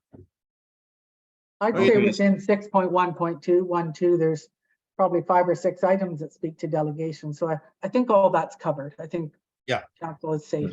Yep, it's covered. Way we go, 6.1.13. Okay, is there?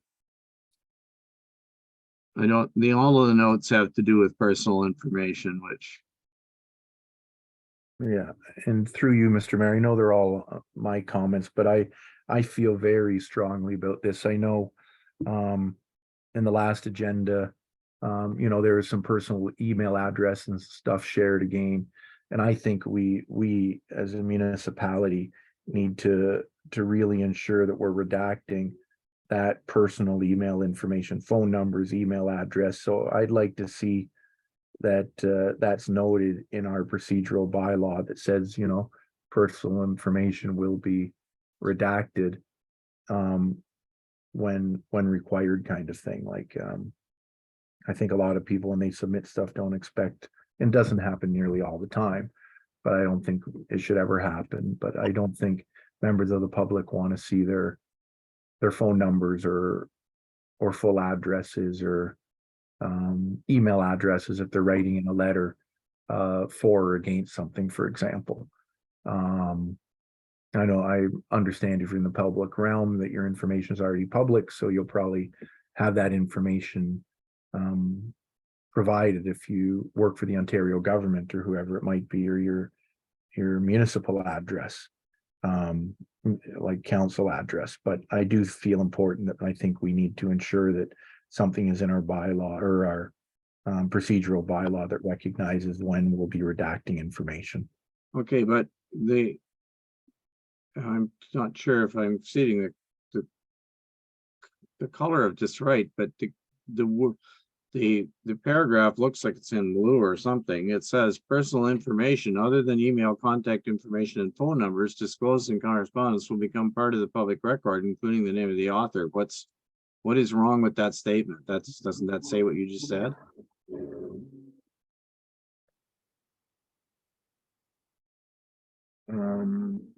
That is what we do.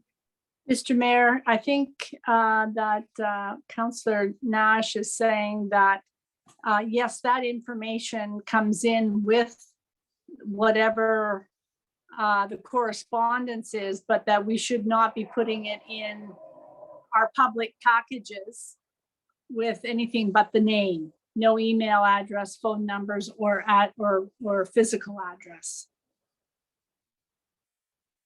Why don't So we leave that with me to, I know where everyone is going. I'll adjust that accordingly because we're working on that. So I think Yeah, that. I mean, I see it that's a doesn't simple say fix. physical, it doesn't say physical address, but you're right. Physical address, email address, phone numbers will be, other than email, contact information, address and phone number, I guess is what it should say, but I don't know. I just figure it says the same as what's in red. I think I can enhance that just a little bit. Yeah. It becomes an internal record, but it's not a public record, but leave that with me. I think we know where we're going with that one. Okay, anything else under 6.1.1.113? All right, consent agenda, there's nothing there, doesn't seem to be. Question period.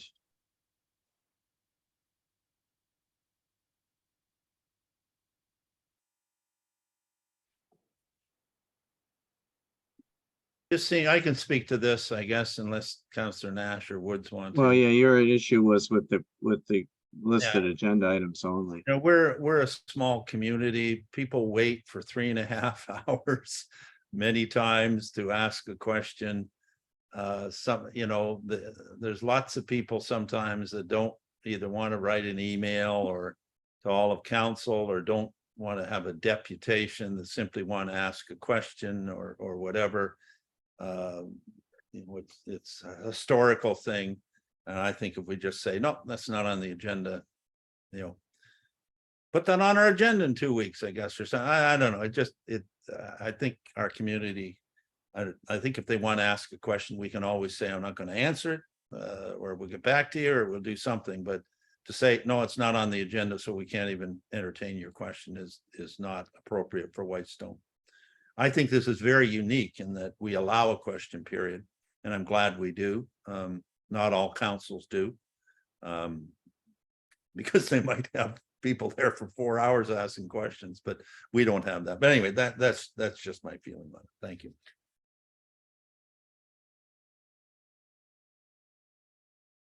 Okay, so is that the consensus that people want to allow people to ask whatever questions they want? I would be in favor of that. Through you, Mr. Mayor, I think if a ratepayer shows up to a council meeting, they should be allowed to ask whatever question they feel. They might not necessarily get an answer at that meeting, but they should be allowed to ask whatever they want to ask, as long as they do it in a respectful manner. Yeah, and through you, Mr. Mayor, I think just going off of what Councillor Wood said there, I think similar to deputation sometimes, just because somebody provides a comment or asks a question may not necessarily mean that that question is going to be answered right then and there. But I think somebody has the right, as long as it's not a personal attack on somebody, to ask a question. Again, the answer maybe we'll look into it or we'll take it under advisement. It doesn't necessarily need to have a response to it, but I think, we should allow people to ask the questions. Yeah. Yeah, I don't really have a problem with that. Yeah, I don't have a problem with it either. I think that as long as we're being, if we don't have the answer, then we just let them know we don't, and we'll get back to them. And through you again, Mr. Mayor, the thing is too, we've heard a lot of good through question period from the public. Like, there's been members of the public that stuck around through long haul council meetings with us to congratulate us on the good things that we've done for the community. So I think it's a very important part of the meeting. Again, I think my comment through you, Mr. Mayor, would be this is kind of like the deputation, it's a question period for the public, right? And it doesn't mean they can't make a comment or a preamble to their question. But again, it's not a debate that goes on for 10 minutes on a subject, right? It's questions that they may have, right? And I think as long as we keep it sort of contained to that sort of thing, then that's fine. Okay, so I'm wondering if we could just shorten item C to say questions may be responded to with a brief response from the chair or other members of council, and just finish that. I don't think we need to go on to, it says he may be responded to with a brief response, or they may not. They may be taken under advisement, right? But there's a little more verbiage there than I think we need. I'll leave that up to Michelle to Yeah, I mean, that's, do. So we'll remove the part that says all questions from the public will be relative to listed agenda items, so that's gone. And if we go to the next page, B, when called upon by the chair, the questioner will identify themselves by name and address the question to the chair. That's typical. Questions may be responded to with a brief response from the chair, who may also request a response from council or staff. The chair and council reserves the right to defer. Yeah. why don't you just say with a brief response from the chair or other members of council, and just leave it at that, Yeah, because some of the questions may be relevant to the environmental committee, right? And Councilor Gray may want to answer it, right? Or the library or the whatever, Yeah. right? Yeah. I mean, I would just leave it at that, and without, I mean, obviously we're not obligated to answer them, right? We That's may correct. not be able to answer them. Okay, so C will be questions may be responded to with a brief response from the chair or members of council or staff. Other members of council or staff. Okay, other members. Council or staff, the chair and council reserve the right to defer any question if they are not able to answer it at the meeting. I think that's fair. Questions may only be asked in respect of matters within council's purview and jurisdiction. That makes sense. So you can't ask about provincial matters. And the chair may terminate the question period at any time the chair deems necessary. Well, Councilor Nash wanted upon majority vote of council. I think that's there simply because you can theoretically get a person who like the one chap at the delegation who wants to go on because he doesn't like the answer or the fact that he didn't get an answer or whatever, wants to now start going into, restating what he thinks should happen, what he thinks the answer should be or whatever. And there's no limit on how long your question could be. So it becomes like parliamentary procedure where you get to stand up and But Mr. Mayor, you say, the guy says, I have a question for the Minister of Finance, and then they proceed with a 10-minute preamble and get ruled out of order, right? yeah, before they get to the question.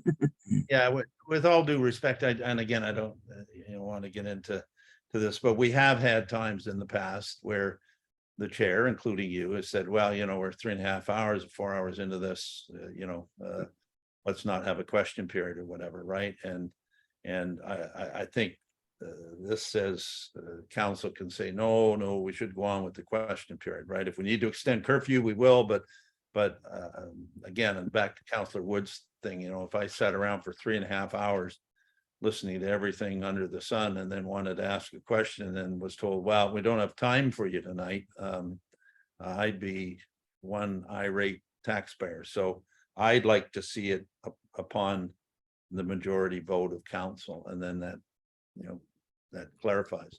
Why don't you just remove E entirely?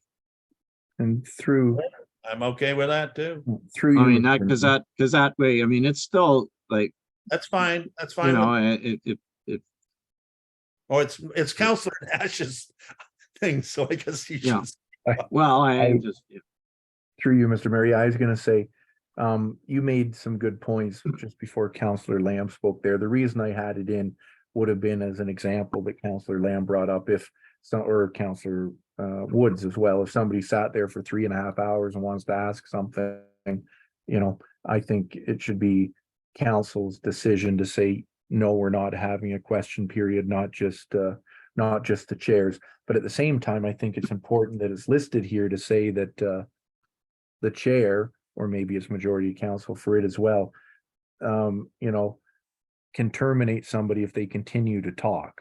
So I think you kind of have two bullets. You were referring to if somebody keeps questioning the same item, whereas I was just saying it should be the majority of council that can say, we'll terminate question period. So maybe we have to add something in there that the chair may terminate the question period or an individual's question period anytime under the majority of councils. He can stop anybody if they're going on too long. I do think that's important to say. But I think it's even more important to say that, yes, we'll give time for everybody to speak if the majority of council feel that's appropriate for that meeting. well, you could say, I guess, the chair may terminate the question period or an individual questioner's question with the consent of council or something, then. Yeah, you can do some- that if you want. Something like that, You can Mr. do that Mayor. if you want. I don't, and it's not, I'm not hung up about it. Yeah, good. Let's move on. It's Good simple. idea. Sense. Anything about Think we did 6.1.1.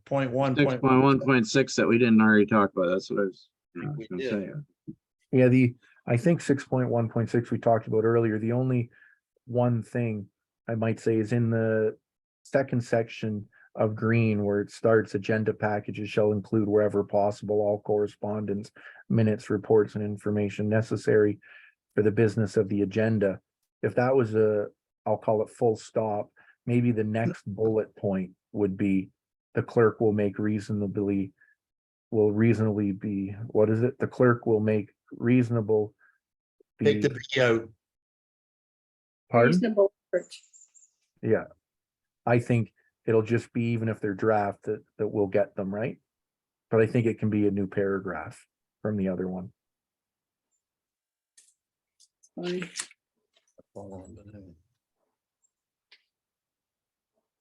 I'm not sure I really understand what you, but. Oh, sorry, I was saying, right Did you now, I catch think that, Michelle? the clerk will need to make reasonable effort. There's an extra B in there, but I think Yeah. it should just be that the clerk will have the draft motions available at the time of the agenda package release.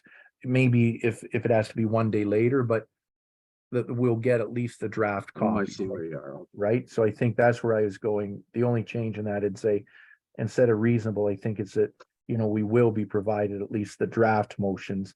If they're finalized, great, but at least we'll get the draft motions at the time of the agenda. Or if it needs to be one day Yeah. later, we'd say one day after the package was available to us, whatever might be put in. But I think from our discussion earlier, I think we're all saying it's important that we get the motions, and if some of them are draft form, so be it, but at least we get a copy of the motions in a further advance.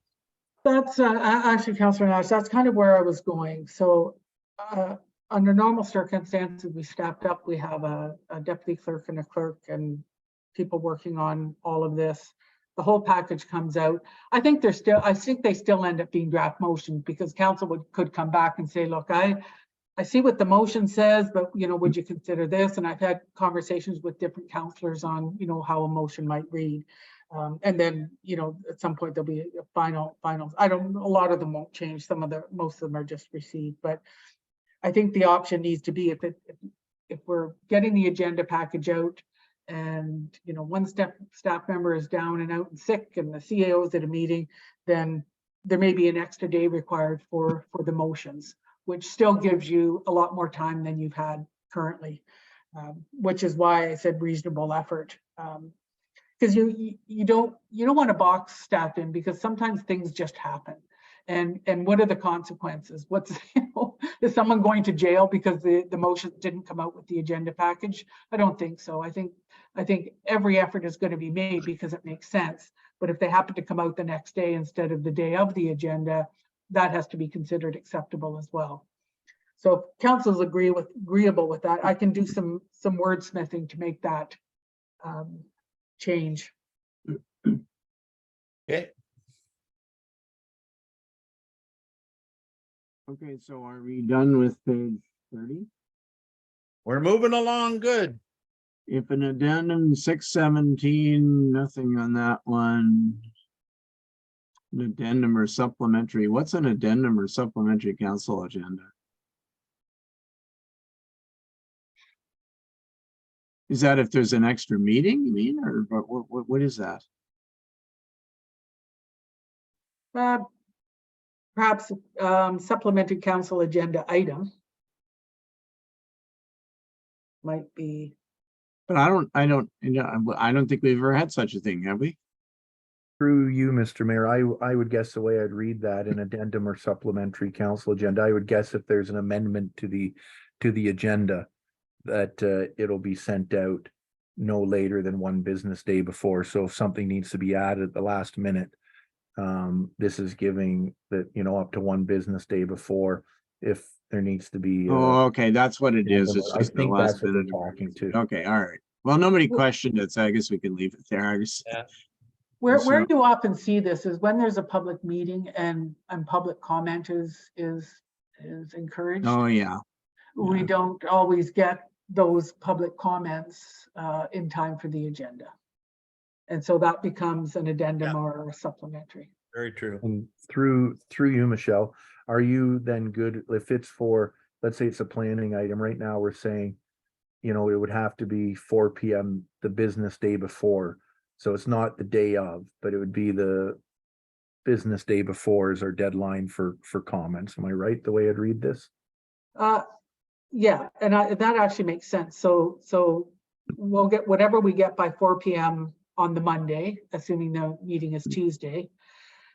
Or Friday if it's a stat holiday. And that gives us the morning, well, a couple of hours in the morning to prepare the addendum or the supplementary. So I just need to check with the Planning Act that we can put a specific timeline on the receipt of comments. But it definitely makes it easier. And we have our own deadline right now, which is not in the procedure bylaw. We just say by noon. By noon, if something comes in after noon on the day of the meeting, we don't add it to the agenda. It's just too much information. A council member may not be watching their email actively. So the 4 o'clock on the business day prior to the council meeting makes sense. And I just have to check and make sure that the Planning Act permits that. And then that gets put in the notice of the public meeting accordingly. Okay, so 6.2, other meeting agenda. Now, I don't know what I don't know. I see a couple of things being raised here, but I'm not sure what they are. One of them, which is a subject that we need to go back and revisit at some point, is this whole question of applicability of this bylaw. Sort of sounds like somebody is tripping over issues related to boards and committees. And I'll just tell you point blank, we cannot make everything that is in this bylaw apply to boards and committees and task forces and whatever other kinds of work committees and working groups and things we have. There has to be, this is focused primarily on council and, all these notice requirements and, schedules for preparing stuff. We'd have to have twice as many staff in the clerk's department as we're going to have when we get it fully hired. And this is because people would have to be assigned to work with all those committees, right? And we just don't have that. So I don't, if that's where this is going, I don't think we got to go back and rethink that first. I would say, most of what we're doing relates to council, and we should leave that for now. But so when I see special meetings or other meetings, special meetings, I'm assuming those are council meetings. What's your assumption, Madam Clerk? When it says other meeting agenda, what do you say? There are more meetings than special meetings. What ones are we talking about? There's the closed session meetings, emergency meetings.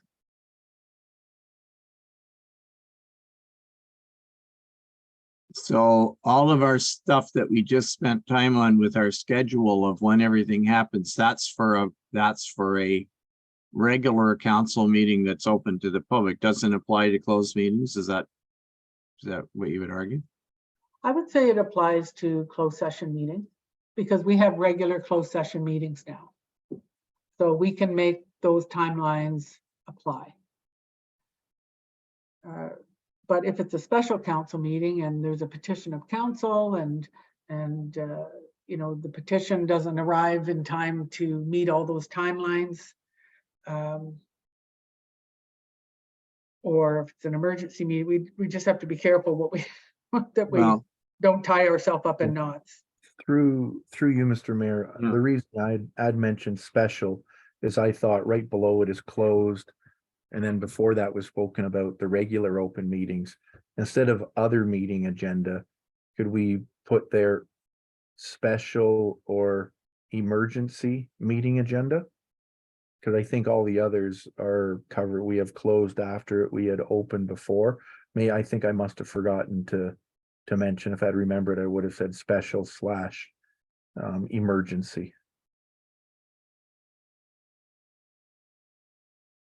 okay, but your comment said remove 6.2.1. So if we don't have 6.2.1, then we don't have 6.2 either, right? Yeah, and I think where I was going, and some of it's a little gobbled there, was if you read some of other, I've referred to Guelph a couple times recently in this one here, but I think, you know, if it's going to be a special council meeting, you know, we should give notice in here to say, for a special council meeting, we need to give 48 hours notice.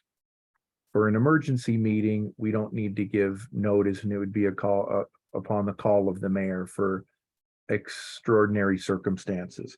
I think we've spoken to other meeting agenda and left it very, very vague. I think we just need to add in a little bit more to it. And yes, I'd spoken about boards and committees, but I'd really spoken to that, I think, further down. That was just I think a placeholder more than anything, Mr. Mayor, where I added that along with the rules of procedures as set out for public meetings. I was just basically saying, I think we need to refer a little bit more to, like, our meeting today is a special council meeting, as an example, right? So obviously we're following certain procedures for today's meeting, and I think we just need to refer it, you know, maybe in here it's saying 6.2.2, you know, refer back to section 6.15 or whatever for our rules or whatever. I think we just need to tie it back to somewhere. That's where I was trying to go with it more than anything. Just maybe this section has to be referred back to another section in the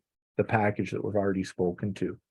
And then that would be for what I'd call a special meeting like today. Maybe our timeline's different. But then when it comes to an emergency meeting, I know that in other ones, they just basically say everything, you know, for an emergency meeting, these rules shall not apply at all. I can try and find it through just as I'm rambling. Well, this again, I'm trying to figure out what this applies to.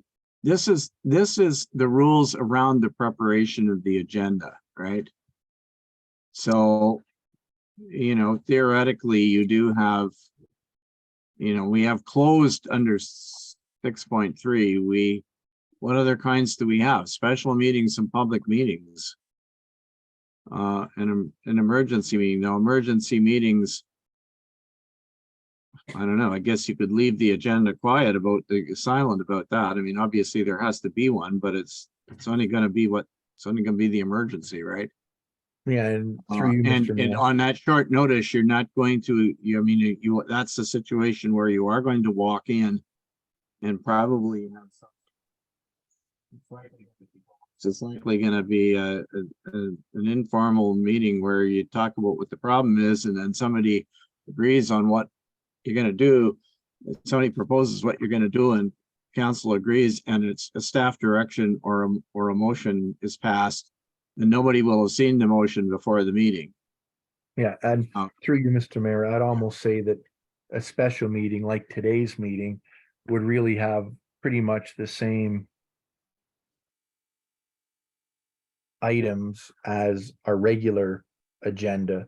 And it's only those emergency meetings that would be different, right? That was all.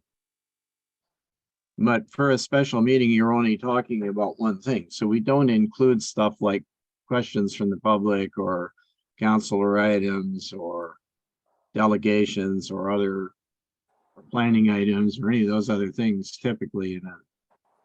I guess you could have a special meeting just for a planning item, but typically a special meeting just has one or two things on the agenda, right? So you're not going to get into all these other. Typically, a You got special a meeting, suggestion, Councillor Lamb, or are you going to suggest something? I just think we're getting bogged down here. Well, I'm get trying to it. figure out what to do with this. I don't know. Well, in essence, and I have to apologize, I had to go to the washroom, so I missed the first part. So anyway, I don't know what to do with it. I don't know what we're trying to do with it, quite frankly. That's my Are problem. we I don't talking know. about the city of Guelph thing? No. Sorry, through you, Mr. Mayor. No, I was just. What are we In talking about? 6.2, aren't we? with what was spoken, if I'm looking at an agenda, we have consent agenda, question period, we have a number of pages talking about a regular open meeting. We have closed meeting that goes on for, a number of paragraphs, and for special meetings, we have one paragraph to talk about it that will just prepare supporting material, and I think it just needs to be expanded a little bit more. And I think a special council meeting would be different than an emergency council meeting, and we haven't spoken to the emergency council meeting, so I think we just need a couple more bullets and maybe a new 6.1.18 or 6.2.1 maybe for an emergency meeting or whatever it might be. And I'm guessing that there is not very many emergency meetings. Would I be probably correct in maybe there was an emergency meeting called for when the bunny trail washed out, something like that, that had to be taken care of right away, I'm guessing? What it Yep. was? There was, and we called it and had it. So And, here's an I think that example was of, my very first council meeting. oh, was We're it? pretty close to it. I'm wondering about the flurry of meetings that happened at the beginning of the year, at the end of the year and the beginning of the year, that were related to the rezoning, the West Tech rezoning matter. Those meetings were called and organized, and I think most of them were advertised, but there wasn't a lot of time between the meeting being called by a petition of council and the meeting actually happened. So if you They were fit those, closed. yeah, they were closed. Closed. But you still have to have an open meeting before you can go into closed. So, as we've said, the general public's allowed to attend both ends of a closed meeting, the part that are open. I just suggesting that you don't necessarily want to box yourself in. And you definitely don't need all those agenda items, especially for a council special meeting, where, there's not going to be a public meeting, consent agenda, accounts payable, staff reports, those kind of things. So I think that the clerk would, as I do now, organize the agenda according to what the meeting is going to be about. You might have a delegate, like you might have John Jackson show up. When you get to 6.3 closed meeting agenda, that really doesn't speak a lot to timelines. It really just talks about the closed session package materials for 1 and 2.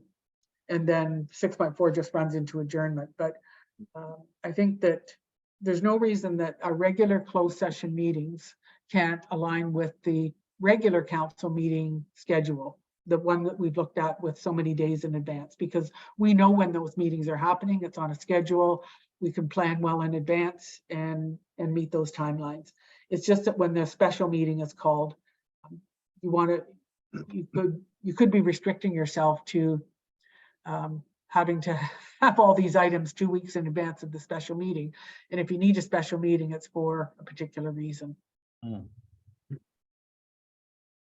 Well, I guess it's a question of what we want to put in here. I mean, And it seems to be, and keep in mind, there are rules about what can be in a closed meeting agenda. So typically you don't have people coming and adding agenda items to them at the last minute. But in special meetings and emergency meetings, you can't. So it's not, but Michelle's right. We don't talk about where the agenda comes from or any of that kind of stuff. 6.3 only talks about the confidentiality of the closed agenda. That's all it is, right? There's nothing else about it. And I'm sorry to jump in here, Mr. Mayor. I think where I was a little, maybe it was myself was a little confused. I know right now we're talking about the agendas for other meetings, but I'll also say for closed meetings. But I don't recall, and that's why I kind of had a lot of notes here. And I had some notes written down because I know we'd kind of run out of time the last time we got into this a couple meetings ago, was I don't remember anywhere else, and it might be there, so correct me if I'm wrong, earlier in our document that we speak to, a special meeting only needs 48 hours notice, or an emergency meeting can be called whenever the mayor would like it. I don't remember closed meetings or special meetings or emergency meetings having definitions of when they need to be called and items like that. That's why I'm saying I think these two headings, which is 6.2, maybe other meeting agenda becomes 7 point something and closed meeting agenda becomes 8 point something. But I think it's more than just the agenda. Unless I'm wrong, again, I don't think further in or previously there was as much detail as to how much notice needs to be given for, like I said, for a special meeting or an emergency meeting and what the parameters of how those meetings are run. So I think these need to be expanded a little bit more. Well, I'm sorry, they're back on page 20, thereabouts. Regular meetings, time and place, special meetings, 4.3 on page 20. A special meeting is a meeting called for a specific time and for a specific purpose. Only one item can be dealt with, or whatever's listed in the notice of meeting. And then it says it's 24 hours notice. And there's the petition process. And then it says they could be open or closed, right? Well, And and in public meetings, it goes on to the same thing on the next page. And Getting bogged down. I think if you keep going, you'll come to emergency meetings somewhere, but 4.5 is emergency or extraordinary meetings, and 4.6 is closed meetings. So I think we've already got all those things. I think we do too. And we're getting Can, bogged. can we keep so what are we going? gonna do here? Are we gonna remove 6.2 entirely, or are we just? What do you want to do?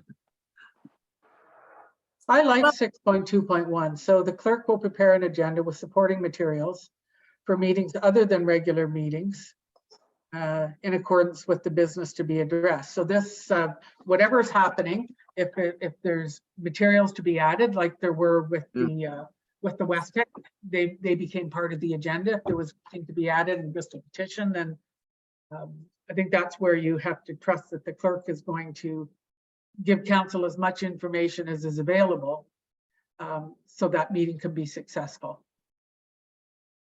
We're, change a little bit here. We're not getting rid of this 24-hour thing, right?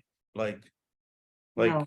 we have in the past had, we have a big agenda and, you go through 3.5, 4 hours, you only accomplish half of what's on the agenda. And I've seen in the past, I forget when, where we said, listen, Mr. Mayor, maybe it was under Mayor Armstrong, like, let's carry on tomorrow.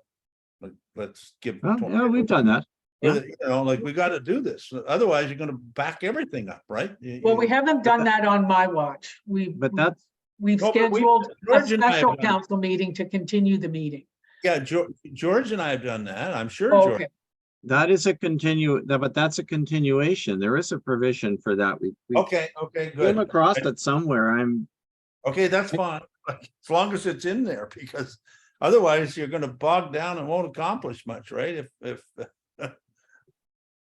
I wish I could remember where it is. but I think we still have to give the public notice, you even do if there's a 24 hours. continuation. 24 But you're hours. right, like you can't give them 20, it ends up being 48 hours. We looked at that last time. So if you're 9 o'clock at night, you give 24-hour notice, you're really another day. Right, ahead. so if you had a Tuesday meeting, you say, let's carry on this meeting on Thursday. Right, Yeah. And that's what we do. And I don't want to get rid of that because not that we'll do it, but when we need to do it, we need to do it. right. Is it So in? so I 6 can't- point, Sorry, Janice. 6.2 just talks to the agenda. Can we just leave it and move on? I mean, we That's have, what I'd like to do. we have the other parts, and I'm pretty sure, Councillor Lamb, what you're asking for, I remember us talking about it last time. And I can't see it. I I'll think when find you it circle later. back to the first part, you'll find it. Yeah, Yeah. it is. I'm sure it's there because council could decide to set it to do one of two things, either to create a meeting to continue it, a special meeting to continue it, or they could say, we'll add it to the next regular agenda of the Which next is- regular meeting, the things we Yeah. can get done. Which we've done before. Yeah, it says we've done both things. Mr. Mayor, before we jump into 6.3, would you be kind enough to give us a 5-minute break? Thank you. Okay, My 5-minute break. Hmm? No, I'm fine. I already took my break, You did. Well- yeah. but go ahead. Yeah, go ahead. It's fine. all right, sure, go ahead. Well, I can't, Councillor Woods or Councillor Nash, to see if you're back, maybe you can let us know. I'm here, Mr. Mayor. Thank you. You're also, Mr. Mayor. I've got my old Henry on my break here. Oh, really? Mhm. All right. So I think we're at 6.3 and 6.3.1 is probably important. It has to do with the confidentiality of the closed meeting agenda. There was various people suggested 6.3.2 should come out, which we don't follow. That resolution number 2007-179, what policy is that it's in? Well, we created when we were creating a policy book, sometimes we just had resolutions to go by. So we created a policy called A06. That's just our numbering system through the Tomrin system. And that's basically it. The policy is that based on that resolution that confidential information for closed sessions be returned. And this was followed fairly religiously when we had closed session meetings at the end of our regular council meetings. So you would get the package before you left the meeting. They would hand the pink packages to the clerk. I would put a check mark beside people's name and track who returned the package and who didn't. We do things a little differently now. Everything is of course electronic. There's still a sense that care needs to be taken. I think it's important to say we don't photocopy, scan, otherwise reproduce or share in any manner the closed session agendas, including all packaged materials. Some things are pretty sensitive, some not so much, but some are very, very sensitive, especially if there's staff issues being discussed. How council can return an electronic agenda package right now is not clear. Other organizations do things differently where they provide an electronic agenda package on a Google Drive, and then council can't download it or copy it, and then it disappears after the meeting. There's sensitive and there's very sensitive materials. If a councillor picks up an agenda package, as happened recently, that package, according to this policy or resolution, needs to be returned to the clerk. And that's just to make sure that it doesn't get in the hands of people who shouldn't have it. And it's typically by mistake. It's usually not on purpose. I know members of council don't go about intending to share, but if it gets left around, there's a sense of discretion and care. Closed session agendas are closed, for a good reason. Mr. Mayor? Thank you. I like the idea of the Google Drive and having it that way. I mean, we might need a few lessons on how to do it, but I really like that idea. I think the DSAB uses SharePoint, which is probably something similar. Is it, Michelle? We don't have SharePoint. That's a bigger. Yeah, but I mean, they use software that package. Yeah. Yeah, they use that where you have you go in and everything is there, and it's not just like open for the public, and also you're right, you can't sort of save it on your computers and things like that. So I like that idea because we do the closed meetings by Zoom, and I've always thought, like, how do we make sure that, like, I delete mine, but how do you make sure that things aren't getting out? And through you, Mr. Mayor, I'll agree to disagree, respectfully. I look at it and say, we're counselors, we're already bound by the law. We have a duty. If something's private, it remains private. If something privileged, it remains privileged. It would be saying, like, well, all documents that staff do should all get destroyed as well, because maybe a private document might accidentally be dropped on the floor and somebody might pick it up. Everybody, staff, counselors, the mayor, anybody in a closed session who we might bring in, everybody's bound by that same duty, that you won't give that information away. You won't speak to that information, but somebody might want it on Google, somebody might want it in person. I was the one that had asked for the closed copy recently and was reminded that I have to return the closed copy. That was for our last closed meeting. But yet we can get an email sent to us. And if I really wanted, I could go and send that email to everybody on my contact list, but I'd get in trouble for it. And I think we all need to understand that I would never do that, just like I would suspect no employee, no staff, or no other member of council would do that. And I think it's important that we understand that we can't do that, we shouldn't do that, but these documents shouldn't be like a Mission Impossible that are self-destruct after 5 minutes. It might be a document that you'd like to go back and look at. If it was something that was of an important nature that you might need for the next closed meeting, which has happened in the past. So I think we can really stress that information is not to be reproduced, to be handed out to people, to be spoken to. But I do think, if we get an email or a printed copy, an email is going to exist. It can get deleted. Somebody could still get into an email file and still get deleted email, so it's still not deleted. I prefer to look at stuff on paper. For example, I have my red lines in my comments. I was holding it up, but the camera's not working. All printed out for today's meeting. So I don't think, anyways, that's my comments to that, but I do think it's important that under the closed session that we do note, I think it was put in red there. The agenda package shall include all copies of correspondence, minutes, reports forming the agenda, including draft motions. And that there's another item added that only items noted in the closed meeting agenda package can be discussed. I think those are both important items that should be added. So we're not adding items to a closed agenda and breaking procedure.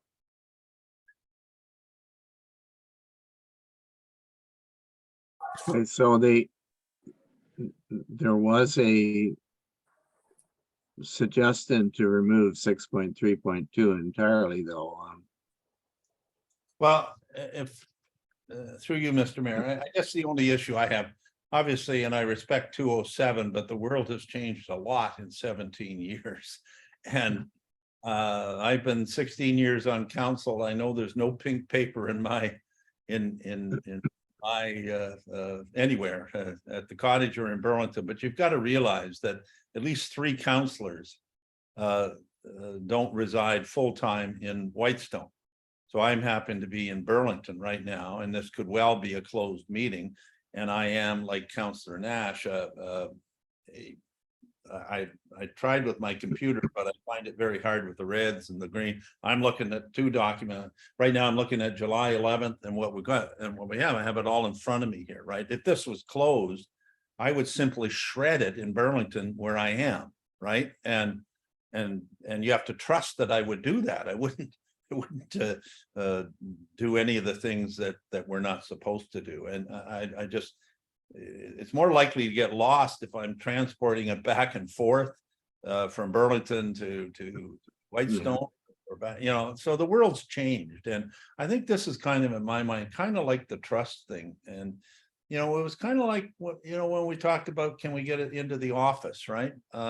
It's maybe you know, just whatever, right? I still haven't got a key to the office because I haven't gone in, right? But it was important to me and to some others on council that we got it. And again, we can't do anything that we wouldn't get in serious trouble if we were divulge, you know, closed information. But some of that closed information sometimes, as Councilor Nash says, like, it's not just the subject, it's you know, there's something you refer back to again. So I guess sometimes I've kept it for a week, right? Where I'm either, anyway, I don't know. I don't know. I won't ramble any further. So I just, I can't get it back within 24 hours. I'll tell you that. If this was a closed meeting today, I can't do it. So if we can do it through Google Drive or whatever, do it. I don't care. I Ms. don't, sorry, go ahead. Mr. Mayor, I think that, you know, like things like SharePoint and Google Drive, it just means that it's always there. You can go back and refer to it if you want to. Perfect. And you can look at it. It just means it's not in a public email. The email comes out to tell you it's the new package is there. You use your password, go into it, and there you can see it, and you can do, you know, you can work with it. I'm not sure about printing. I can't tell you that, Councillor Lamb, whether you can print it or not, because I know sometimes it's hard not to have a printed copy. It's hard to read on the screens and keep track of things. But anyways, just wanted to make sure you. That's Yeah, good. That's good to know. But you got to trust me that if I'm in Burlington, this was a closed meeting, that at the end of it, if I didn't need the material, I'm just going to shred it. Oh, People, right? You know, that, not just me, but any of us, right? Like, I agree. And that's what I did with the first package till I knew that we were supposed to return it. I just shredded it in our cross shredder, but you know. anyway. Yeah. Well, I guess just a couple of comments. First of all, you can, and this was, I mean, I've been through this in other contexts before. There's, I have some philosophical reluctance to losing access permanently to material that I made a decision about that someone down the road after I'm no longer a member of council could turn around and still sue me for, right? And now I don't have no access to the information, and the council of the day or the clerk of the day could say, sorry, either we can't find that information or we're not going to give it to you for whatever reason, you're on your own. So it's a little bit, I mean, I guess as much as, and I definitely do not want to have mountains of pink paper around, because that is the sort of thing that theoretically could get lost or get discovered. So but the meeting files, I would save as they are, and I can annotate them electronically. And by the way, if you use Google Drive or SharePoint, you can still print it out if you want. I mean, there's ways to do it. So, but I don't want to do that. So I suppose I'm boiling down to the same thing that Councillor Nash said earlier. I think it's a bit restrictive. I mean, I think we should definitely discourage people retaining paper copies of things because they're most likely to be, but the agenda is being distributed electronically. It's marked confidential and everything else, and it, you know, it's once you're finished with the files, if you don't think you want them anymore, you can delete them, and if you think you might need them for reference at a subsequent meeting, you can do that too. So I guess, I mean, I don't think we should leave 6.3.2 in if we're not going to follow it, but it assumes that the materials are being distributed on paper, on pink paper, and they're not, right? Necessarily. Sometimes they're just electronically. So Right. I don't know. That's where I'm coming from. I don't know. Who hasn't spoken? Councillor Woods, I guess.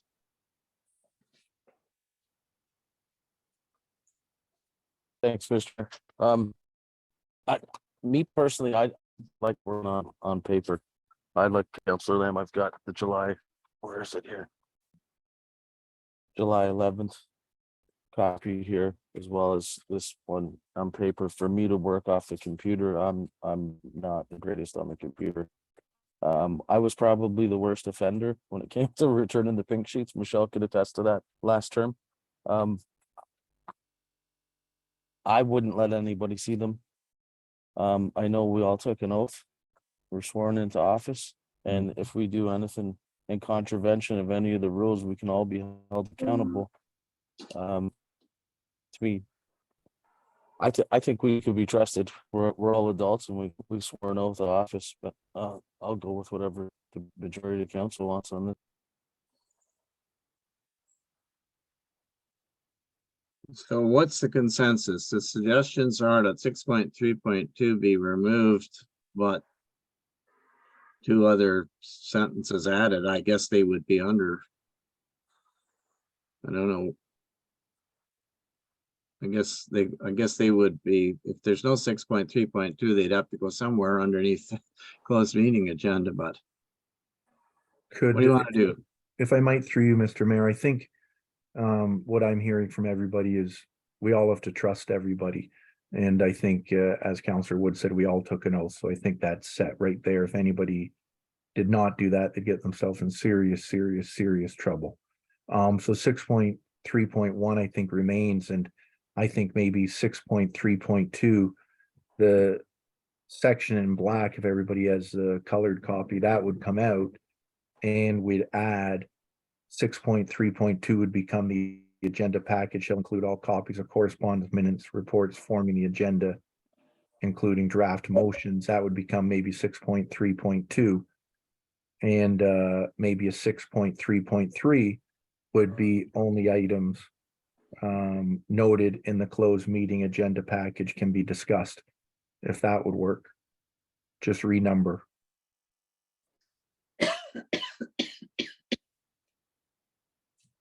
Okay, is that the will of council? Is that what you want to do? Well, I don't know. I'm just thinking that in the past, I'm just relating to you in the past, we've wandered into wanting updates, for instance, because one item leads to another item or leads to whatever. And to not even be able to in closed, remember, you can't take an open item in closed and start to discuss it. But anyway, I'm just careful. I guess I've lived on council when it was a little more loosey-goosey. And we could say, well, last one, we talked about this, and is there any update on that, right? Just because we're in closed, right? Well, no, you better put that on for next month's closed meeting, right? Rather than simply saying there is no update, right? Like, that's by putting that thing in can hurt, that 6 point, whatever the heck it was, can kind of hurt us. And again, it's not that we're trying to hide stuff. You can't go into closed and start talking about open stuff, but you can sure go into closed and talk about closed stuff. And if there's something, anyway, I've said enough. Through you, So- Mr. Mayor. so sorry, Councillor Nash. I wondered if our clerk wanted to comment on that, because it seems that that's really not, Limiting. I don't agree with that. I mean, I don't disagree with what Councillor Lamb's saying, but it appears that that's not consistent with the advice that we're getting from our integrity commissioner about how to properly handle agendas for closed meetings. So what I think council could do is, when you're approving the agenda, knowing what's on the closed agenda, which the public generally does know, and we're giving them more information, just talking to other clerks, how much information you actually, when it comes to staff matters, there's zero information, but when it comes to other matters, you can be brief.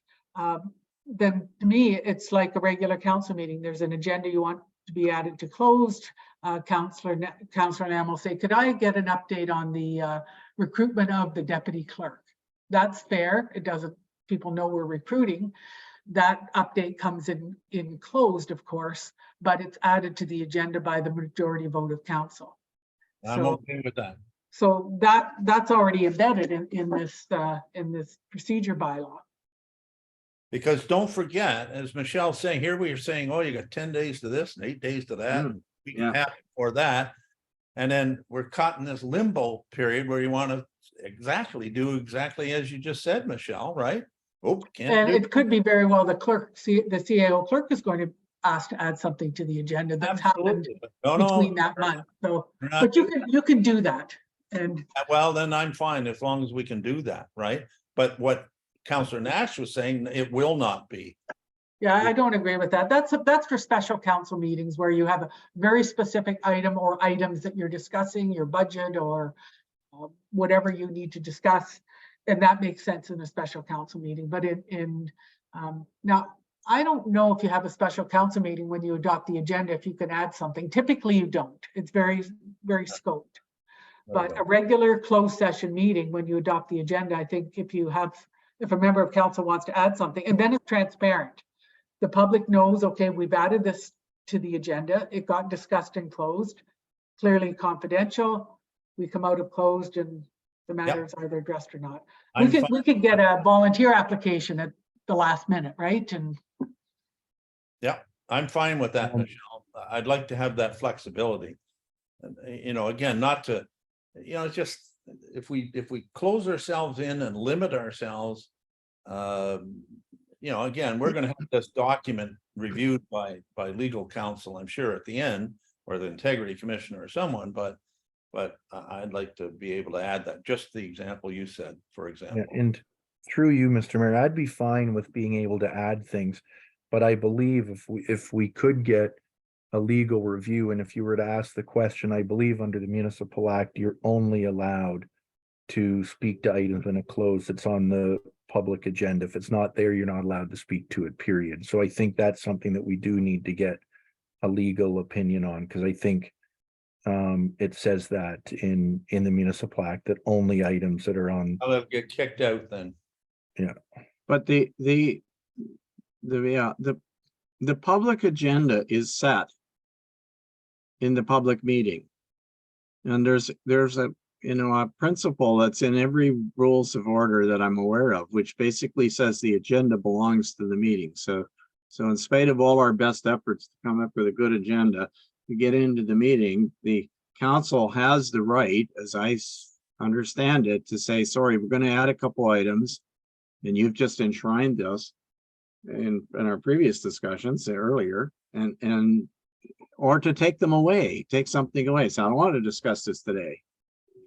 Okay, and you might have, sorry, you might have advertised to the public that you were going, and to the council that you're going to have it on the agenda, but that doesn't stop the council once the meeting starts from taking it off or putting something else on. So Yeah, and I think through you, Mr. Mayor, I would ask that we get a legal review, and I think the reason I know, because I've had to deal with it in the past, unless something's changed in the municipal act, but I think the reason why it's said like that in the act would be if it's a public meeting, public would understand as it here, are we adding something or taking something away from a public meeting? Whereas a closed meeting, the items are noted in the public record, what's going to be spoken to, maybe not in detail. And therefore, if council adds something to it, there's no notice to the public that a topic may be discussed. Therefore, it can't be added. So I think it's a very important legal question to get answered if we're allowed to do it. And if we're allowed to do it, fantastic. If we're not allowed to do it, but I think it would be a direct question that we should ask somebody like our integrity commissioner if we're able to do that or not before we put it in and see if somebody Okay. finds it or does not find it. all right, thanks. Can we, are we done with this item then? Or better be. I would Six say feet. yes. All right. Okay, 6.5, isn't it? we're at 6.4, 5. which is adjournment. 6.5. Counselor Bray. Curfew. This is, yeah. All right, so Councilor Bray, you had a comment about, what did you mean by extend the curfew? Yeah, I put this on way back when we were having quite a time trying to get through our agendas. And 1/2 hour is not really long enough for some of the times to be able to complete it. So I would suggest we do an hour, or I'm not sure how we do this. It just feels like we're always in a meeting and there's no, and I'm sure that staff must get really frustrated with coming right out of a meeting and then having to go right back into a meeting and doing all this work and then trying to do their own work as well. So I'm not sure, like, I know it's curfew we're talking about, but I'm sort of talking about these meetings and how long they are. And if we had to go longer at times, so why would we not just have a longer meeting? That's my opinion. Thank you. Okay, thank you. Other comments? Well, yeah, through you, Mr. Mayor. Yeah, and I can understand Councilor Bray, because we were talking about this and having a little difficulty with it a couple months ago. And I guess we can extend by a 1/2 hour, we can extend by an hour. I like to get through agendas if we can, right? And that's what it's all about. And not, because otherwise it gets punted to the next agenda. And again, we've got to do things, right? Accomplish things. So I think we've got the tools, but I may be wrong, to extend the council meeting by majority vote of council to say we're going to extend it another 1/2 hour so we can, whatever, listen to question period or an hour, I guess. It doesn't have to be a 1/2 hour, as I understand. I don't think there's any limit to say that we couldn't keep extending it in theory to make it a 5-hour meeting, not that we would want to, but anyway, so you know, I think we've got the tools, Councilor Bray, but correct me, Michelle, or if we don't, or George. I feel the way it reads, this is my interpretation, is you have a 3.5 hour meeting schedule, and unless authorized by a resolution supported by the majority of members present, to allow an additional 1/2 hour. And I don't necessarily read that as the 1/2 hour is continuous.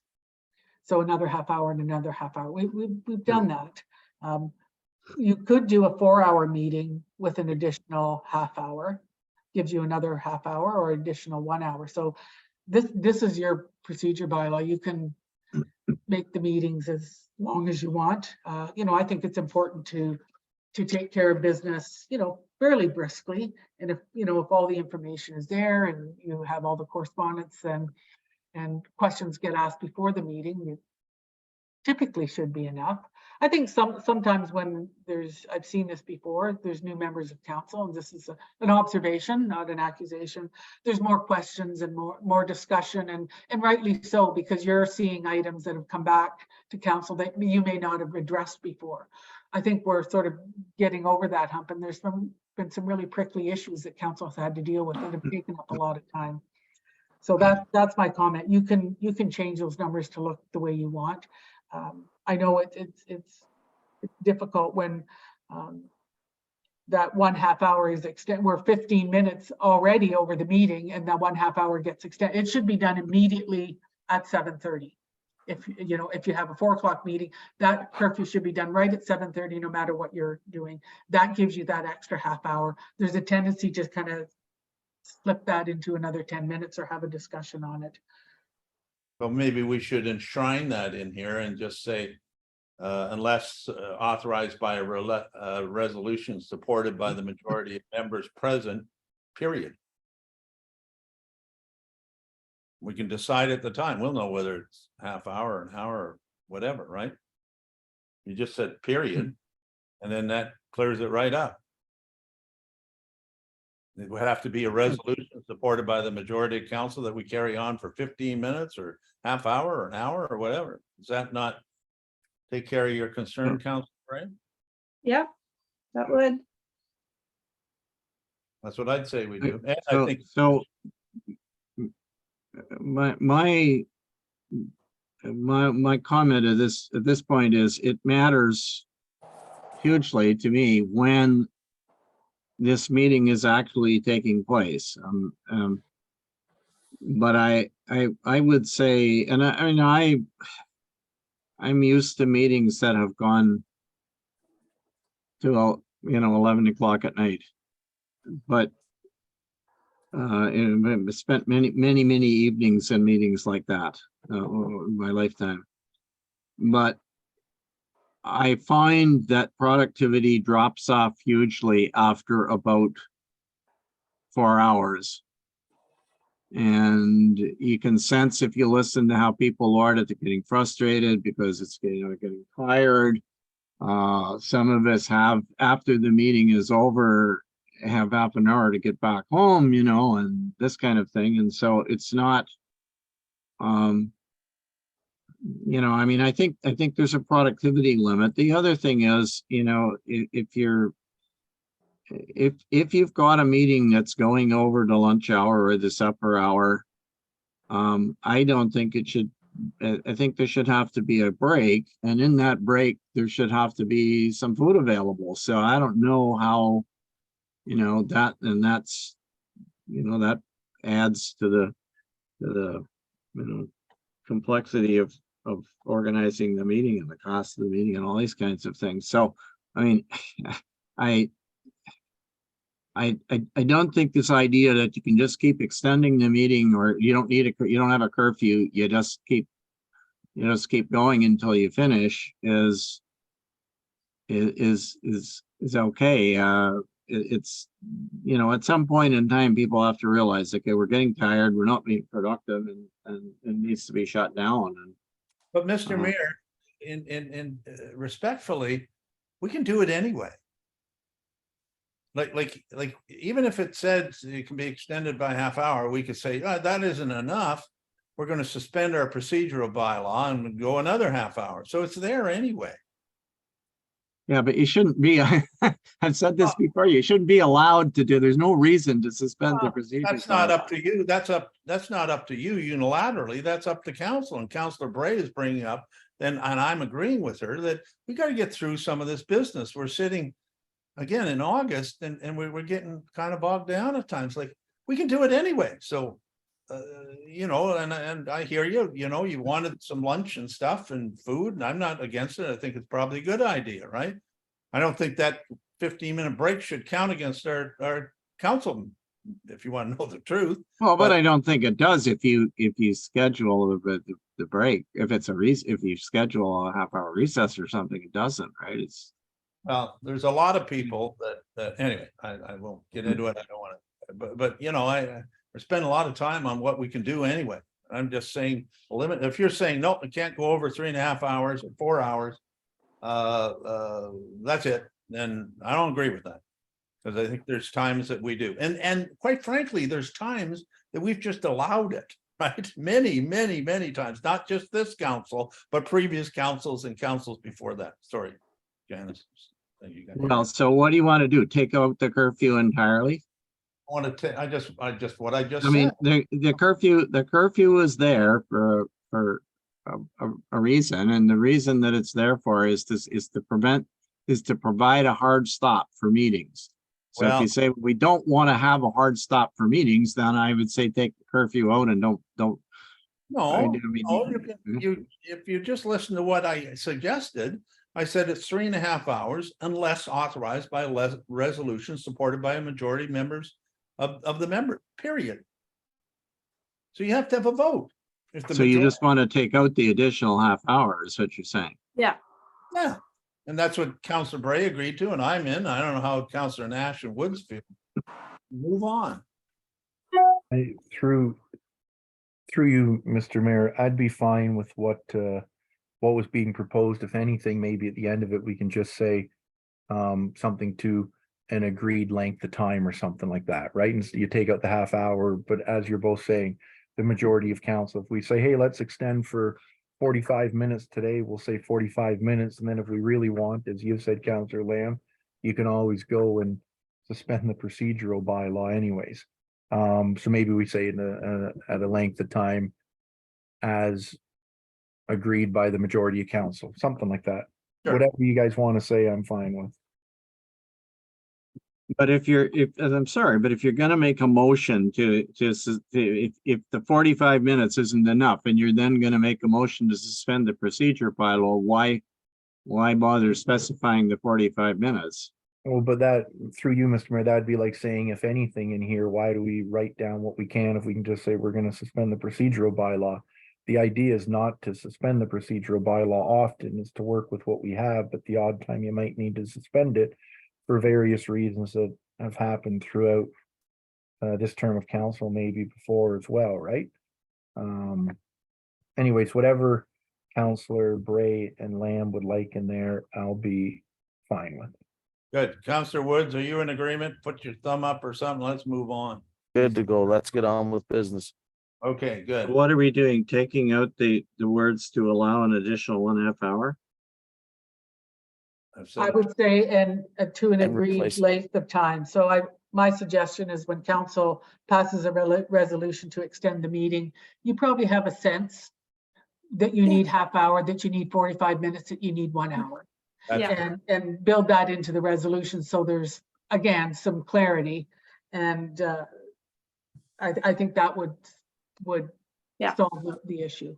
The half hour is sometimes not long enough. Here we go. What's So next? it's to allow and I the think- meeting for a specified period of time? Is that what you're saying? I'll come up with some wording, Mr. Mayor. I'm good with that. Comments from the mayor?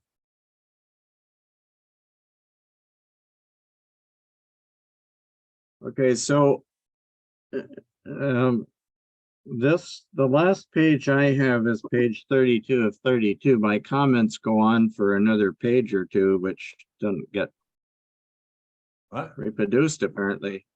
I just noticed that. Oh, Um, okay. So I don't know. Anyway, that might have been that I sent this to the the CAO using, well, no, I didn't send it. I mean, when I was working on it, my computer sent a piece of it that was incomplete, and then I sent the complete piece afterwards, but I'm gonna try and just go back and tell you if things are, because I don't know. There's another whole This could page. take a fair bit. Is that what you're saying? What's that? There's another, did you say 1 or 2 pages?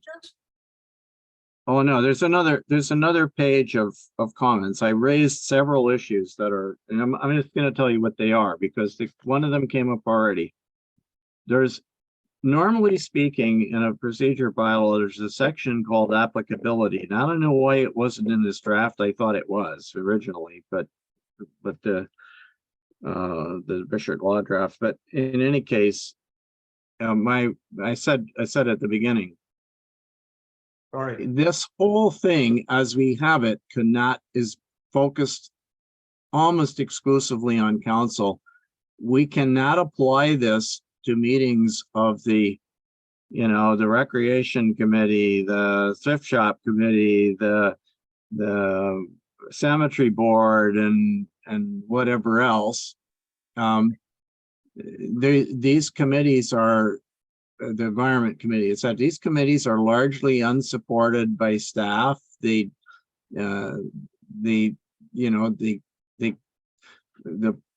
secretarial responsibilities, getting agendas and those things are all done by volunteers, and so we need to have something. And there's a kind of an oblique statement at the beginning of the whole thing in the preamble that kind of says, well, it applies, where applicable or as applicable or something like that. But I think there has to be, because if you look at the very first paragraph at the start of the thing, the very first kind of whereas, it's intended to apply to all boards and committees and so on. And I think we have to give those an escape clause. And my escape clause is simply, you put in the terms of reference for a committee or a task force or whatever, or a board, the things that are specific to that group that make sense for them in terms of what they, if they want to, specify how much notice people need to have about meetings and that sort of stuff. But we can't expect, now that we've got this quite an elaborate process to prepare agendas and notify people of all kinds of things. We can't do that for all those committees. I'm not suggesting we don't notify the public if it's a public meeting, but and so on. But anyway, then there are different types of committees. And if you look at the definitions of, well, the definitions need a lot of work. Okay. But that's something that you do after you've got the meat of the bylaw done, and that can be cleaned up by editorially. I don't see that as a problem, but we need to accommodate, like if you look at the terminology, it says a standing committee is a committee made up entirely of councilors. That's absolutely incorrect. Standing committee is a committee that exists on a more or less permanent basis. So when this council retires, the next one will have it. They'll still have an environmental stewardship committee. They'll still have a rec committee. They'll still have a thrift shop committee, etc. Those are ones that persist. And then you have ad hoc committees or task forces or whatever you want to call them that exist for a purpose. And once the purpose is done, council can stand them down. So they exist until council decides you don't need them anymore. And then you got working groups, which are these little groups that we have from time to time that work on something. And they may or may not be made up of, different kinds of people, but they're working groups. They're not open to the public. We don't publish minutes or anything. They produce something which ultimately comes to council and gets approved. So I think we need to reflect that somewhere and we probably need to have a section that just deals with committees. And there were 2 or 3 other things.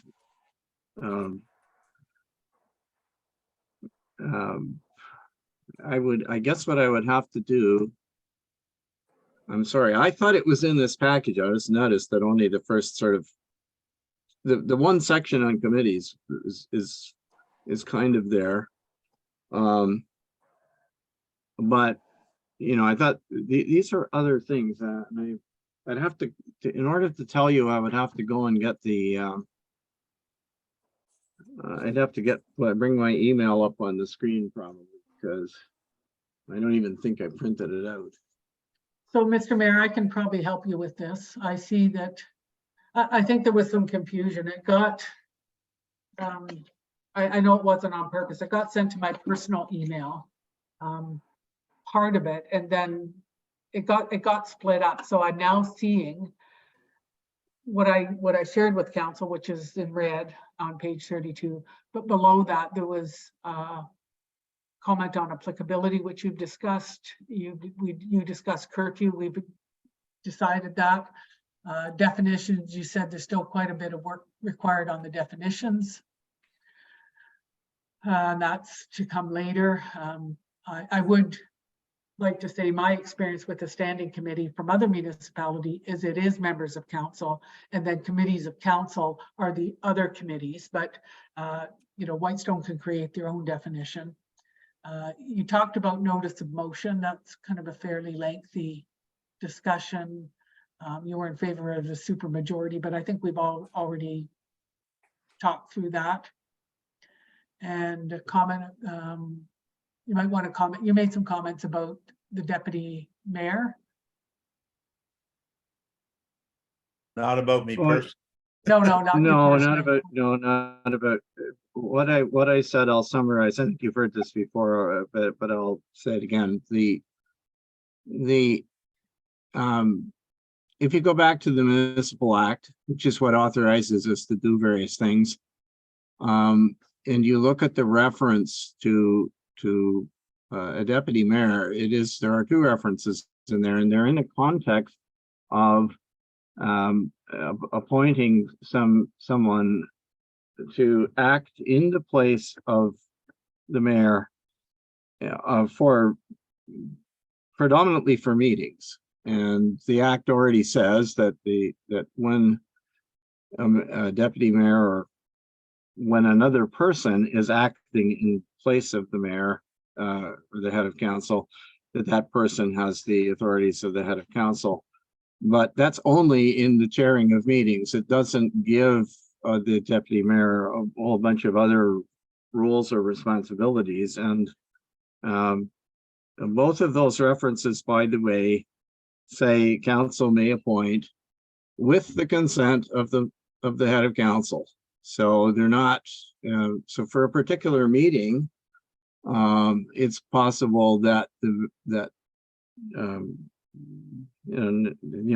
mayor can appoint somebody, and in fact that would happen normally if the head of council is in fact not available, or not available to be, if it's a hybrid meeting, not available to be in Dunchurch at the time, then somebody else would, if they were both absent, then somebody else would be appointed to chair the meeting typically, unless of course we want to make it into a we want to make a meeting into for some reason or other, because of availability of people. You'll notice there's a clause in there somewhere that says there have to be at least two people in the community center for a meeting.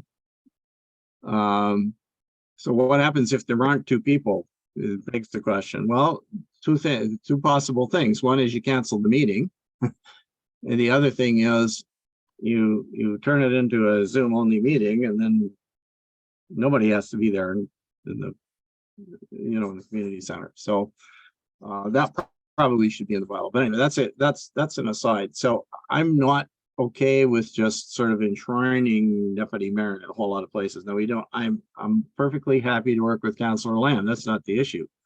Okay, The so issue is that Mayor- we're trying to enshrine in the bylaw a bunch of roles for the deputy through you, mayor Mr. that Mayor, through you, don't exist, okay, that are not contemplated by the Municipal Act. through you, Mr. Mayor. We've made these decisions. You know what? We'll get this thing done probably 2 years into council, my prediction is, okay? you talk about taking, I'm not saying you, but that we're taking a muffin and making it into a meal, okay? And council through this process has decided what they want in this. And I can understand you saying, no, you can't do that. You can't, we're going to get a legal review. And the legal review in my mind should be, this is what council wants. I don't want to hear from a legal review, oh, this is unusual, or this isn't necessarily what others do. I want to hear, is it legal or is it not legal? And if the answer is that's illegal, you can't do that, then fine, we'll have to address it. But that's what the legal review should be. So if we say the deputy mayor should take a look at the agenda and the legal review said, oh, I can't do that, then I guess we'll have to address it. But we've decided, like, I know you don't agree with it, but we've decided, like, we can't go back and keep arbitrating things, or we'll go on for hours and hours and hours. Like, I understand what you're saying. I don't agree with you respectfully, but many of the things we're talking about, and I'm not going to get into it, are a result of how this council in the last 4 years have been run. Many of them, okay? And I'm not going to take pot shots and that kind of stuff. There are reasons behind some of this stuff, okay? So, I understand what you're saying, but we need to move on. We haven't even gone back to what we had done before. We understand what you're saying. I don't agree with it. Most of council didn't, and that's why they made decisions. But I'm not going back to say, oh, thanks, George, for what you said. Let's just go change our mind. It'll have to come through a legal review. I'm sorry if you don't agree with it. I'm sorry if you think that you have powers beyond what council may think you have, or whatever, but the legal review will tell us. So please, let's move on. I agree. Okay, By the way, just as a comment, because of all the things you said, I agree that all the standing committees and ad hoc and the rest can't follow all these rules. I agree with that. I don't think anyone would necessarily say that, but I think there's some inference in here that somehow they have terms of reference, right? But so I agree with that comment on whatever, right? I stood on lots of committees in my time, and we didn't Zoom them. There was a staff member there, maybe 2 members of council, and maybe 2 staff members, right? And we were trying to work on stuff. You work on stuff, I do, others do. That's not open to the public and Zoomed, but anyway, so I agree with those comments. Anyway, sorry. And if, okay, well, so I'm not trying not to prolong this, and anyway, the point is this, I think there is some additional work that needs to be done on that particular thing, and there might be, we might want to look at that committees and some of those, but anyway, if you want to,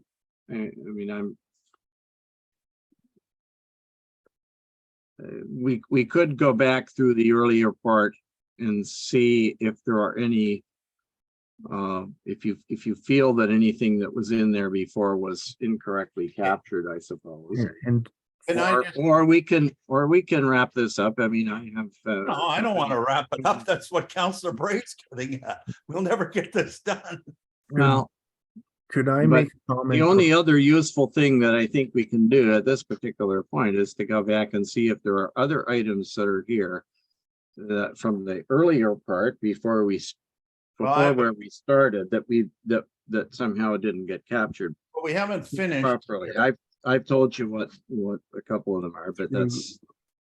I think Councillor Nash wants in, but I have questions Alright. on Schedule B, for instance, which we need to, that's the only question I have that with the remainder of all the papers. in Oh, here. I'm sorry. I wasn't forgetting the schedules. Let's do the schedules. Can I assume that you don't have any issues with Schedule A? No, I don't. Through you, Mr. Mayor, could I just say something before we get on to the schedules, just in regards to what Councillor Lamb and yourself were speaking about there for a minute? All it was I do feel it's important to address the be it standing committees or ad hoc committees or committees, whatever they might be. And I think the way we can get around it, I'm going to read something. I can send it to Michelle if she'd like afterwards. And this is coming from another procedural bylaw. But what it reads is procedural bylaws for other boards, committees, or commissions. And it reads, where a board, committee, or commission of the municipality has not adopted a procedural bylaw, such board, committee, or commission shall be deemed to have adopted this procedural bylaw with necessary modifications. And then it goes on a bit, but I think what it says is if the Environmental Stewardship Committee can adopt a procedural bylaw, that's fine. But if not, this one would be there. So I think, somewhere we should address it and to say this one is something to fall back on. And maybe we go to the other committees and say, hey, let's make something's written up in the terms of reference.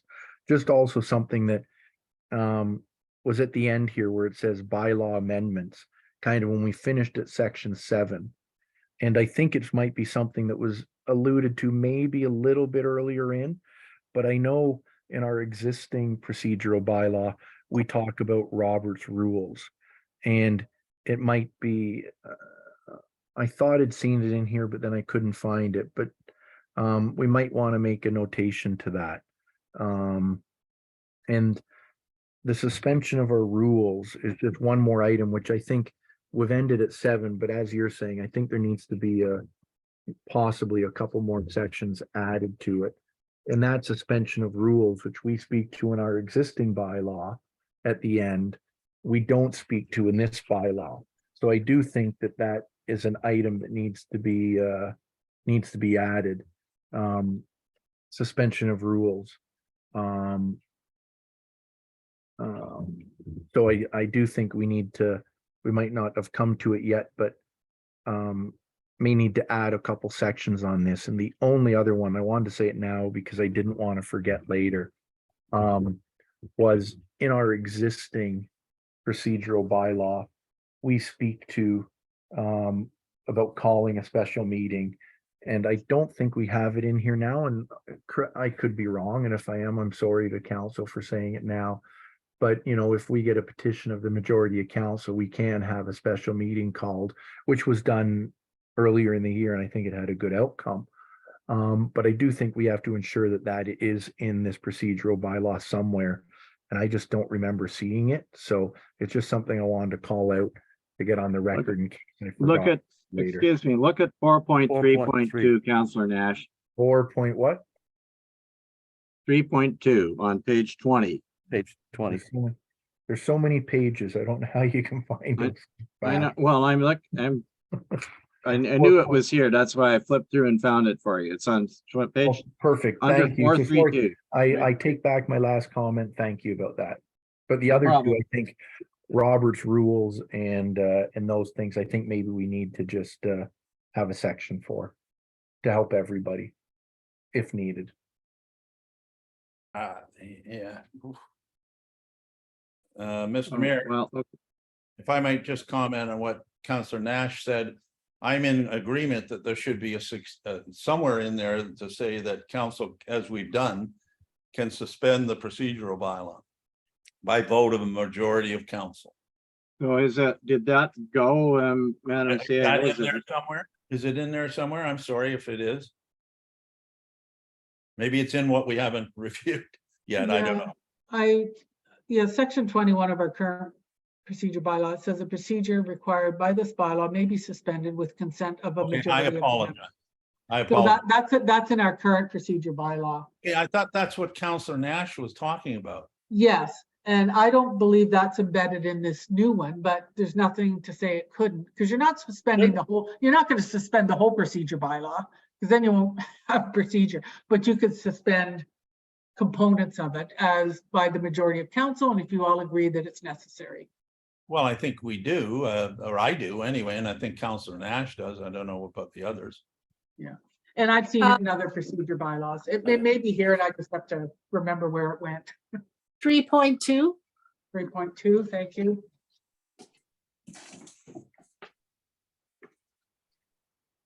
Such a big Oh, document. yes, sorry, I actually wrote that.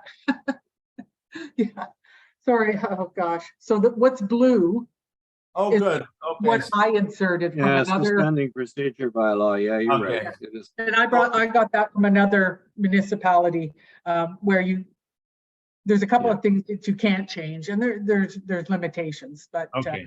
Okay. Well, we're coming to it, I guess. Back It's to- there, All right, yeah. so- yeah. Which Sorry, so- item was that? Sorry. Sorry, Councilor Woods, go ahead. Thanks, Mr. Mayor. Just two real quick things. One about the 4.3.2, because it was brought up. I had that highlighted, and the section I had highlighted was upon receipt of a petition from the majority of council, the clerk may call a special meeting. It did say summon, but should that not say shall call and not may?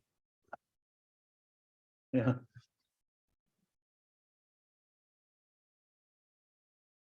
May is optional, right? Shall is, you shall call the meeting. Yeah, And if it's I general don't counsel, it would know, be Shall, no? yeah, I guess I don't. I'm the wrong person to ask because Maybe that could be part of the legal question. Just that word. well, I no, think no, no, yeah, no, I mean, I'm asking, questioning, why would the CAO clerk refuse to That's, convene the meeting? And But when it says- I guess the only matter would be if what the council wanted to talk about was somehow not, Was illegal. well, not within the purview of council to discuss, I guess, but, you know, I mean, I don't know, like, this We couldn't also go forward with our raises purview, no. another, Well, why don't I leave that to the legal review and say, I can see why may is vague. Yeah. I can see why, shall is,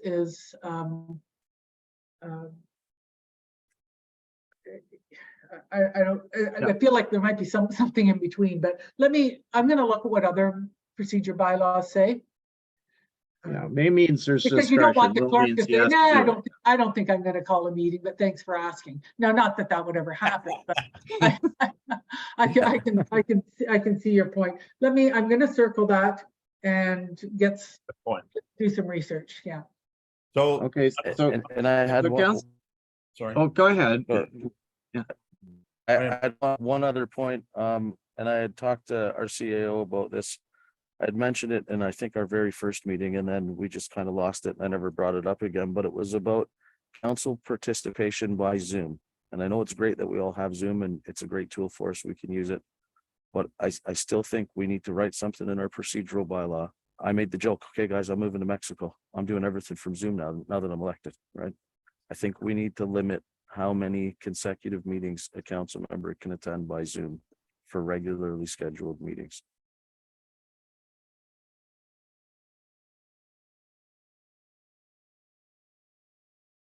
Yeah, we did talk about that, Counselor. Yeah, yeah, And I suggested that it's a good idea. I've seen that before with the caveat. So you have a Yeah, council yeah. member who has an illness and needs to be bedridden for 2 months, you know, like we're talking worst case scenario. And I would say at the leave of the majority of council. If it's extended, that's all I would suggest. so Yeah. do you know where that is,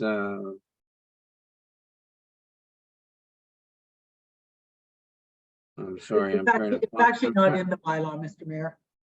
No, it isn't, but the section where it would go is, because it's the one that says there's where we said the proposed limit was originally 3 and it got reduced to, or 4.3. 4.8. 4.83. 4 point. So you want to add something,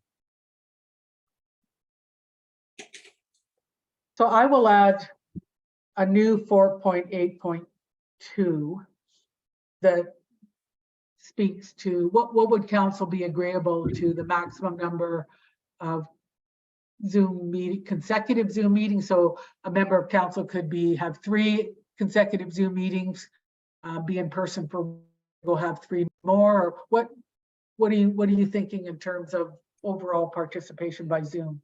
And I'm talking about regular council meetings, not closed, special, or emergency. Or it begs the question, what would happen? Yeah, that's true. What are the consequences? What are the consequences if we decide not to show up to 3 months worth of consecutive council meetings according to the municipal act? Well, I A think, limit to how many meetings you can miss. Yeah, I want to see you be removed from office at that point. No, is it not 3 months? it's 3 3 months. consecutive months? I think it is 3 consecutive months Good. for, Three- but Yeah, I'm but just that's, saying attendance wise, if I say, guys, listen, I'm selling the house, I'm selling all the properties, I'm banking out, I'm going to Mexico and I'm just gonna finish the term from Zoom, right? I don't think any of us want that, right? Well, I We're a don't small think you're community. not eligible Yeah. to be a counselor at that point. yeah, Right. once you move out of. If my permanent address is here though, no, right? I could do Well, 6, right? Well, Yeah, There's a lot of games people, but all I'm saying is, I think we're a small community. We're all elected to office. We should be expected to show up for as many as possible in person. And we But- shouldn't be allowed to say, you know what, I'm just gonna do it from Zoom and not show up in person. I think what Counselor Woods is getting at is I'm going to Florida in November, see you in March, and I'm not attending any meetings except by Zoom. yeah, That- yeah. yeah. Could, through you, Mr. Mayor, could you add something? I agree with what's being discussed. Could you, and I think it was noted earlier, could you say something, be it 3 or 4 or 2, whatever the number is, with the exception of approval from council? So let's say Counselor Woods had open heart surgery and he's in the hospital for 5 months. Well, maybe him attending by Zoom would be just fine because council approved it, but otherwise, it's Yeah. whatever number, 3 council meetings, whatever it might be, just put something in that it's this number unless approved by the majority of council for almost like an extraordinary circumstance, right? Whatever it Yeah. might, however that wording might go. I And would say accept, approve, otherwise by council, gives you lots of leeway. But what I'm looking for is the number, do you want to restrict the number of consecutive meetings? So that there could be 3 Zoom meetings, an in-person and then another 3 Zoom meetings, or the total number of Zoom meetings? That's what I was looking to. I think you're talking consecutive, right? Like, I mean, you can't say it's 3 a year or whatever. I mean, if. Yeah. as I long was as- thinking consecutive, to be honest. Yeah, it's. Yeah.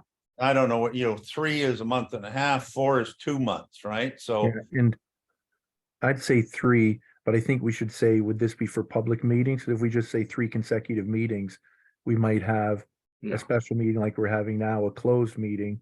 Well, the last 2 meetings I haven't been around for in person, so I think we'd have to say 3 consecutive public meetings or something like that. I Well, would these say are meetings that are, regular council meetings that would normally Yeah. be in person. Yeah, they're Yeah. meetings that are scheduled in person, and I would say so that, because we will have other Zoom meetings that are Yep. that are not, and Okay. so you don't want to start counting them. Okay, so, okay, I have something on Schedule B and then we can go back to the first. yeah, let's go back. I got Schedule B sitting here. What, it is 7:29. Yes, Whoops. thank you, Councillor Gray. I think we should do that now and not push it any further. Thank you.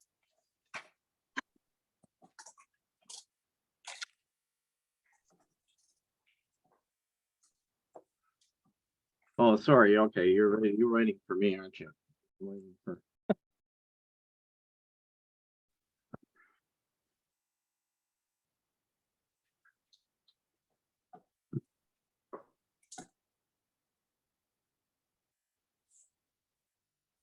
Okay, where is the count section?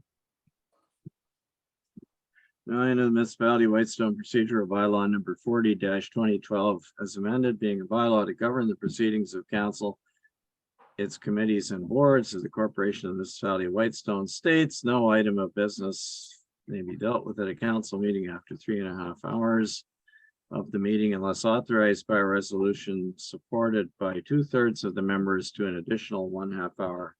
Now therefore be it resolved that the Council of the Municipality of Whitestone hereby continues the August 8th, 2023 special council meeting past the allotted time of 3.5 hours and continues for an additional 1/2 hour. Who's moving it? I'll move, Mr. Mayor. Counselor Bray. Seconded by Counselor Woods, it looks like. Yep. You want to call the question? CAO? Thank you. Counselor Bray, Yes. Counselor Nash, or sorry, Counselor Lamb. Yes. Counselor Nash, Yes. Counselor Woods, Yes. Mayor Comrie. Yes. Thank you. We're extended by 1/2 hour. All right, so back to Schedule B. Yeah, Schedule B, again, not to prolong this, but number 13, counselor information items. Is that what was in the last one? The last, not version, but last procedural bylaw? Is the word information been put in there? Or is that? Because I always heard it say counselor items. The Yeah, I think answer that- is no, it was counselor items. It is now it's counselor information items to stop people from using it to bring Motions forward. things that are not intended, like motions and Who put that in? trying to add stuff to the. Oh, I realized the reasoning behind it, but who added that? Well, well, I the clerk added, did it. I added the information section because I saw it in other procedure bylaws, and the one that came from Wishart Law suggested counselor information. Well, I would move that the word information come out. Again, when we get to counselor items, it could, I mean, we only have so many things that are open and whatever. If I want to bring up under counselor items that there was a mess and garbage is being strewn all around outside our landfill site, and I want to see something done about this, and I'd ask for a staff report to come back to council, blah, blah, blah, whatever, right? Don't go, no, you can only tell me that there's a dunk tank on Saturday. That's requesting staff to do stuff that, I don't want it to be limiting to just information. All I can do is information, can't direct, can't do anything, right? And again, that's not the way our council works. So I want the word information out of there. It was put in for reasons that go deep and dark, right? Don't let these people get away with this stuff. I don't believe in it. So I want it out. Thank you. Well, we just spent a whole bunch of time dealing with how motions and so on get to council, and that would include staff direction and so on. So it is entirely inappropriate for attempts to do staff direction or other such things. And matters, frankly, like the example that you made, are things that you should be calling the works department or calling staff and raising with them offline. That is not what council meetings are for. So if I get, excuse me, Mr. Mayor, so I get 20 calls from people about garbage and they're really interested in it. And they want me to, because it happened last Saturday and I went by or whatever. I can't bring that up. Oh, no. Again, I don't. You can bring it up, but raise it with staff. They're the ones who have to do something about it. No, excuse me. I don't want to yell. Sorry. And I apologize for that. I want to bring that sort of stuff up. Just hold on. And I want to be able to bring that up and to insert in information, right? To put guardrails around counselors so they can't do what you don't like them to do is inappropriate. So I would simply say, put it to a vote. Does information come out or stay in? I want it out. Ask the other counselors and let's move on.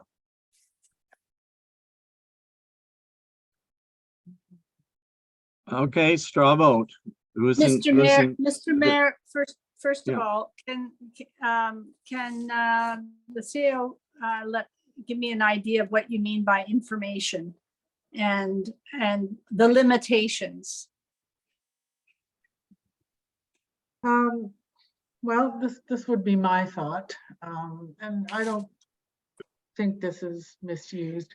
If I'll give a wild, exaggerated example. So a member of council takes issue with how a consultant is doing work or a contractor is doing work, and they asked staff during counselor information, their counselor items, they asked staff to do a forensic report on the performance of the consultant. So when you have one member of council asking staff to do a report that will clearly take an awful lot of time and be extensive, I see that as a direction of council.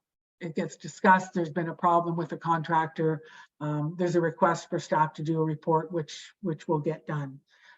It wasn't meant to hinder, a council request, like when do you think the when do you think the speed monitor is going to be on Highway 124? That's a good question, and staff may very well have an answer, which I do this week, because I know that's so it's meant to be not provide specific substantial direction to staff, because that has to come as a council direction from all of council, but it shouldn't. There's a bit of a balance there. I'm not quite sure what to say. I added the word information, not to be difficult, Councillor Lamb, simply because I've seen it in other bylaws. There was no intention to restrict what council talks about or has something to say about. That wasn't the intention. Didn't even think of it that way. But I know, but in fairness, Madam CAO, this has been discussed at council with some friction, right? yeah, So by putting that in, raised my tentacles, right? And fair enough. and that's why my reaction to it. And again, I didn't know who put it in or whatever, but I've asked for a straw poll, so let's get it on.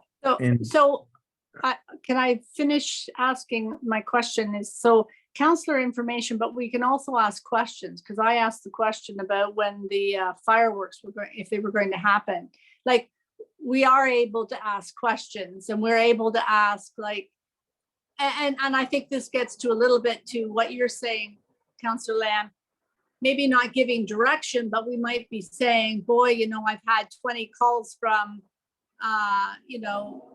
ratepayers saying that there's garbage all the way to the dump. Hopefully, Public Works are able to have a look at that and see what's happening. And Bingo. is that all right? Like, we can do those kinds of things. So I'm just trying to make sure I understand if there are limitations, or are we continuing on with what we've always done, is asking questions. And I know it's a fine line as to giving direction, but maybe not giving specific direction. But I know that you've taken notes many times to sort of say, well, I'll look into that, or I'll see where that is. So as long as we have a broad interpretation of what information and perhaps maybe it should be counselor information and questions, because I think I probably have more questions sometimes than I have information. I just think we need to have a broad look at that. I think counselor items and questions works. Some municipality actually have, and it's usually upfront in the meeting, where there's an opportunity for members of council to ask questions of senior staff. Yeah, that's that Perry Sound does that, because it gets in the paper all the time. That's right. Now, the thing about Whitestone is your senior staff is not always there. So your treasurer and your public works manager are not always at the meeting, where other very large organizations, I was used to that at Forth Lakes. I was at every meeting, and because I was to be in, there was sometimes questions. You couldn't always answer them, but this was not meant to be contentious on my part. So Councillor items and questions, I like your does that wording, make sense? Councillor items and questions, or questions and items. I like that. Through you, Mr. Mayor. I guess, Go yeah, ahead. I'd like it just to be counselor items. I know, there was some mention there in the past that, or in the conversation earlier about motions being brought up here. I think very seldom our motions ever brought up under counselor items. I think sometimes counselors may ask questions, counselors may say something that they know of, or may ask a question for staff maybe to come back for. I'll use a perfect example that I did earlier was about the assistant treasurer.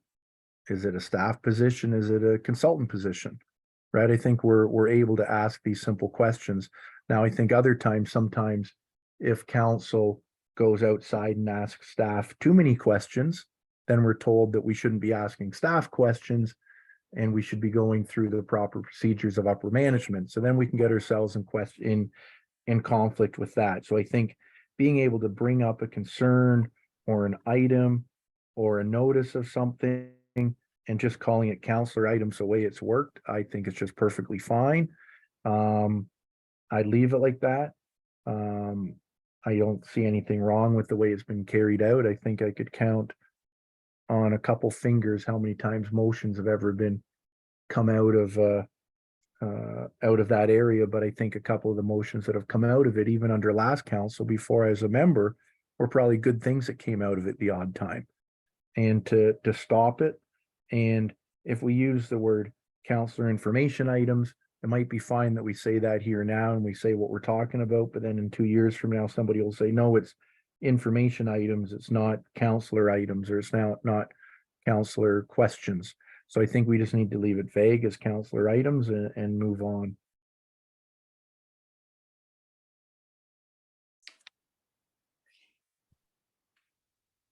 Councillor Woods. Thanks, Mr. Mayor, through you. I don't see why we should change it. If somebody's asking something right out of turn or acting out of turn during their counselor comments, then you can eject anybody. Right? It's an opportunity for us sometimes, and I've seen it, last term of council where a counselor wants to ask a question specifically during that period of time in the meeting so that it's part of the public record. And it could be because a ratepayer or a group of ratepayers that asked them specifically that question. I don't see any serious issues that we've had, but maybe it's just me. I'd say leave it the way it was. Decisions made, let's move on. Where are we going? I don't have a problem with people asking questions. I have a problem with people attempting to give direction. And if you go back and look at the minutes for the meetings that we've had already this year, this has happened numerous times. And I can tell you, I'm going to start ruling it out of order because you cannot make a motion. There are other parts of the agenda where we just finished saying to people, if you want to make a motion, you got to go through a process to get it. And then we're saying, oh yeah, but you know what, if you leave it to councilor items, then you can just do whatever you want. And that's what's the point of having a procedure bylaw? The whole thing's just going to be a free-for-all. So Decisions made, let's move on.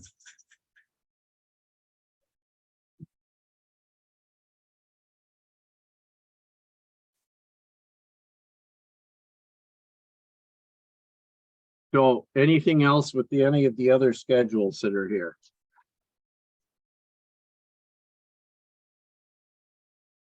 No? Is that no? Not me. Okay, what are the other items that you wanted to raise in the part that you didn't? Because Sorry, Mr. Mayor, I couldn't hear you at the end there. I think I said, what are the other things that you wanted? We touched on a couple. I know Councillor Woods mentioned a couple of things that were in the body back before we started. Were there any other things that you thought were not captured correctly in the earlier parts? I had one comment, if I might, and it was on page 17 of 32, if people wanted to turn to that page. It was just one thing I'd flagged. There might be others, but this was one. And it was in regards to the order of voting. And I saw that the CAO has put in a couple different scenarios. And just when it came to it, and I read item number 2 out of the possible scenarios, basically, the first vote of the night, I guess, would start with Bray, Lamb, Nash, Woods, Comrie. The second one would go Lamb, Nash, Woods, Bray, and then Comrie. I guess you'd always be at the end, Mr. Mayor, I'm assuming. I just wanted to say that I think that's a nice idea. I like that idea. It's simple. It's easy to follow, that we just go one name rotating all the time through all the counselors every meeting. So I like that idea. I did read the other ones, but it was the second one that I read that I liked more than the complete random software or the way that the Sequin did it. So I like the just moving one name over each time. So I don't know if we could have a discussion about that to see what others thought, and maybe put something in here that we all thought would work. Oh, I couldn't hear you there, Mr. Mayor. I said other comments. Are there comments from other counselors? I mean, anybody else got an opinion about how you want to do this? Of the three ways that. Yeah, I'm happy with number 2. Sorry, Councillor Lamb. Oh, that's fine. I'm sorry, Mr. Mayor, when you said, are there other items? I was looking through the document for other items because I thought we were gonna go page by page or something, but I guess you're gonna do that in terms of time. So I hate to say I wasn't listening, but I wasn't as attentive as I was. Could you give me a 30-second review, Councilor? We're on page 17 of 32. Under the section of recorded votes. This was addressing the concern that we always call the roll in a certain order. And our clerk has presented 3 options for how she could do this differently. Doesn't matter to me. If you wanted- Councillor Nash has stated a preference for the second one. I'm okay with the second one. Councillor Bray? I'm okay with the second one. Councillor Woods? It's Any never opinion? made a difference to me. It doesn't make a difference to me. I whether we do it continuously the way we've been doing it is what it is. I've always been last in everything because of my last name. Growing up, I always got last in the line, last the everything. So I'm used to it. It doesn't matter to me. Whatever we want to do. Councillor Woods, I'm always first and you're always last. Okay, so it sounds like we agreed. Sounds like there's a consensus around number 2. Is that okay, Madam Clerk? Yep, I think that's one that the clerk's department will have to pay close attention to how the vote went last meeting and so on and so forth. But this is easy to follow. We will have a list in front of us as each resolution is called, and we can track it that way. So I didn't care for the Sequin idea of the drawing the name out of the hat, but they don't do many recorded votes, and they don't do recorded votes on Zoom meetings unless someone calls for it. So that's quite fine, duly noted. Yeah, So speaking of that, do we need to do recorded votes for all Zoom items? That was one of the questions. Suggested in the procedure bylaw not. Yeah. And I know when, if I may, Mr. Mayor, when many municipalities went to Zoom meetings, it was new and it was different and it was, a little bit frightening. So they put brackets around, procedures such as, every vote in a Zoom meeting has to be recorded.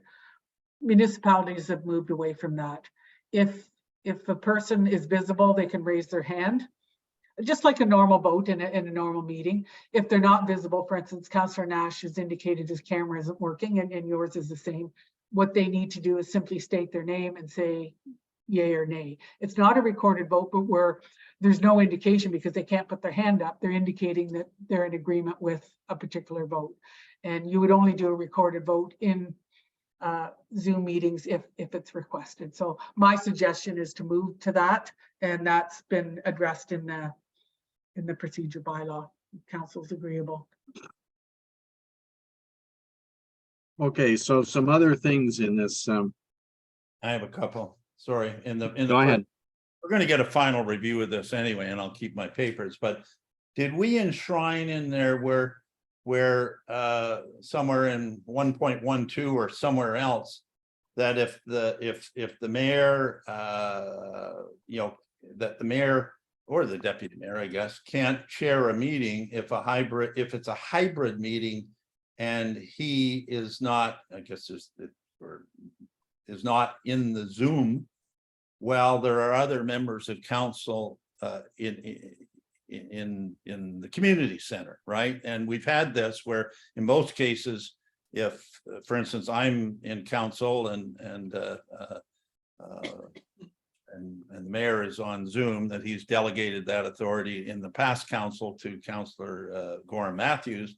And then to me, we had one example where both the mayor and I were on Zoom, and there were others in the community hall. And personally, for whatever it's worth, I thought either Councillor Woods or and I think Councillor Nash was also on Zoom. So there were 3 members there.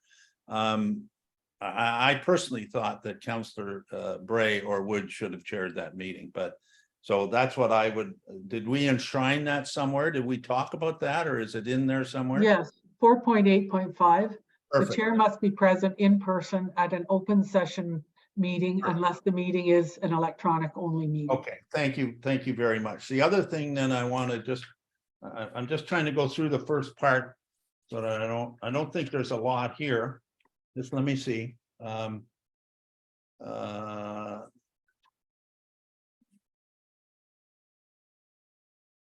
let me see. I don't know about that Guelph stuff. I'm just going through.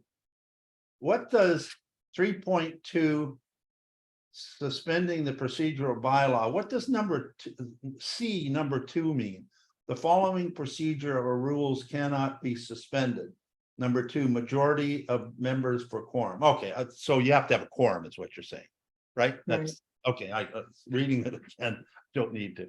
Okay, audio visual 3.3.1. Yes. Thank Audio- you. Yeah. Audio visual conferencing.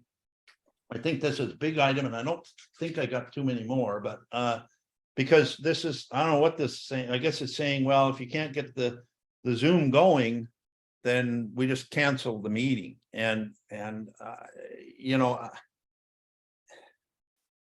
we always have the ability, in my mind, if Zoom is not working, to say, listen, that's a planning item. We're not going to carry that on. That's, committee of the whole type issues where the public may want to say something or whatever. But are we really, is this enshrining that you get into the room, the audio or the video doesn't work, even though, boom, done, finished. All 5 of us sitting in there, 25 people in the room, Zoom doesn't work, done. Is that what this is saying? What I'm looking for is council direction. So if you see the blue, which is below the first paragraph. So we're going to make every reasonable effort to provide the audio video recording of meetings, except those meetings, part thereof, that are closed. And then I've got half of the sentence where I'm looking for direction. If audio video equipment is functioning or becomes non-functional, the meeting shall continue. The meeting shall be canceled. That's where I'm looking for council direction of your. So if we're making every effort to make the meeting available, then that I know this has been discussed before. So that's where I'm looking for direction. I didn't have a sense of what council might be comfortable with, so I didn't write anything in there. But that's a question for council. Which item were we on there? Sorry, we're going through it so fast. It's 3.10, Councillor Nash, and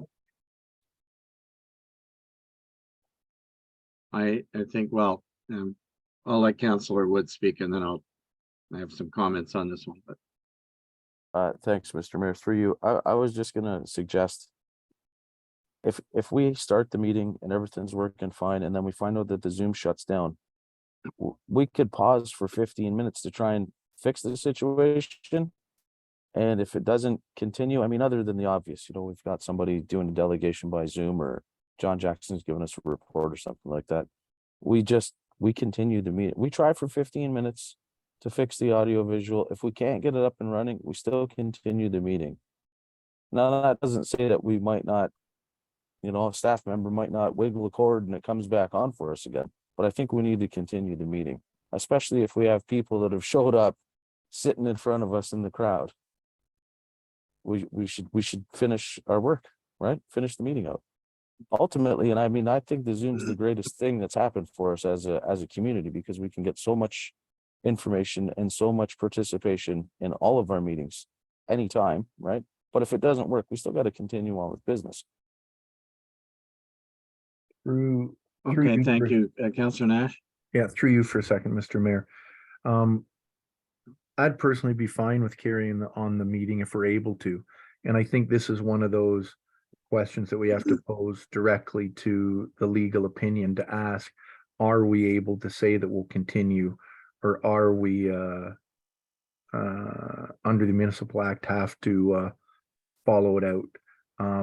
I understand that we have to follow it out, so I think it's one of those questions that we should just get clarified, and if in fact we don't need to cancel the meeting, then we shouldn't, but if we should, or if, sorry, not should, if we need to cancel it, then we need to cancel it. So I think it's one of those direct questions that we should ask for a legal opinion on, not see if they catch it or not, but more the direct question to it. Okay, thank you. Councillor Bray, did you have a comment? Yeah. Sorry, we just had a whole raft of motorcycles go by. Anyways, I think that, yes, we need to find out whether we are required to or not. But I also think that as we have the option that it is the recorded session will be on the website soon after. I'm not sure what it is, sorry, but at some point, so that there is that, and there's also the minutes. And so there are ways of people to get the information. Maybe they can't participate, but so I would hope that we could continue on and not cancel meetings unless we absolutely have to. Because I just think that it just bogs us down even further to get any of our work done. Yep. Okay, thank you. My comment was simply it depends on what is not functioning, right? So think about the different things. Okay, so Zoom goes down, but everything in the room is working fine. So I would say you would carry on the meeting. If the audio system in the room goes down, then not only are the people on Zoom aren't going to hear anything, but the people in the room will hear something as long as people are speaking up loudly enough and so on. If the audio system entirely fails, however, then you don't have a recording, which is, because that's where the recording is. So now we don't have any recorded proceedings of any kind. And I guess that's interesting. Yeah. So I would argue that in that situation, you maybe would say, well, not only are the people on Zoom not going to have any recording, but nobody else is either. Then it kind of anybody who said, oh, well, I can't come to the meeting either way, but I'm going to pick it up afterwards when I get a chance. I'm going to listen to it. So I mean, I don't know if it's cut and dry. Maybe what you could do is you could say every effort will be made to carry on if possible, so long as the record of the meeting can, as long as there's a record of the meeting. Strictly speaking, I guess we don't need a recording either, but we just have minutes, right? We said we were going to do it. I mean, the minutes are and we've had situations in the past when we, the tape got when we used to do it with the tape got garbled and we couldn't, you couldn't hear part of the meeting or something. It doesn't invalidate the meeting. It just makes it hard for people to come and listen after the fact. So I don't know. I mean, that's Councillor Woods. Thanks, Mr. Mayor. Just one quick question to your point that you made there about the audio. Could we not just have like a simple, and we know I'm not the techie, but a simple backup audio recording system sitting at the table? So at least the clerk would have an audio recording of the meeting to make notes? Just for an instance like that, because I never thought about that, but you did raise a really good point there. Yeah, you could buy an audio recorder, that's for sure. Yeah, you know, the voice recorder that you get them at record, Yeah. 5, 6 hours, no problem.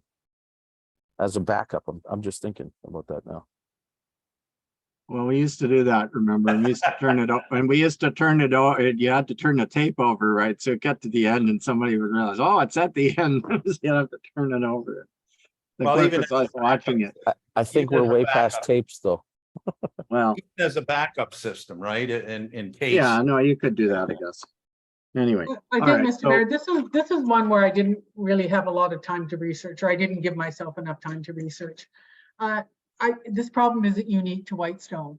So what I need to do is see what other folks are doing and how they're because most municipalities have gone to hybrid meetings. They're just so comfortable with it for all the reasons we've talked about. So why don't I find out what other folks are doing and how they're managing the one-off difficulties that might happen, and see where, and also get the legal review that Councillor Nash has suggested. What are our obligations if we advertise that the meeting is hybrid, then we can't make it hybrid. So I think this is one, if you can leave in my hands, I'll see what I can find out how other folks are dealing with this. Good. Okay, okay, can I go on a little bit? yeah, carry on, please. Yeah, Because I think I'm coming to the end, hopefully. Page 14 of 32. Right in the middle, it says, no member without permission of the chair will speak to the matter or in reply for longer than 5 minutes. At one point, Councillor Nash asked for 10 minutes. I guess we decided on 5, and I have no problem with 5, by the way. So that's just a note that I guess that's been done. That's fine. Let me just go on.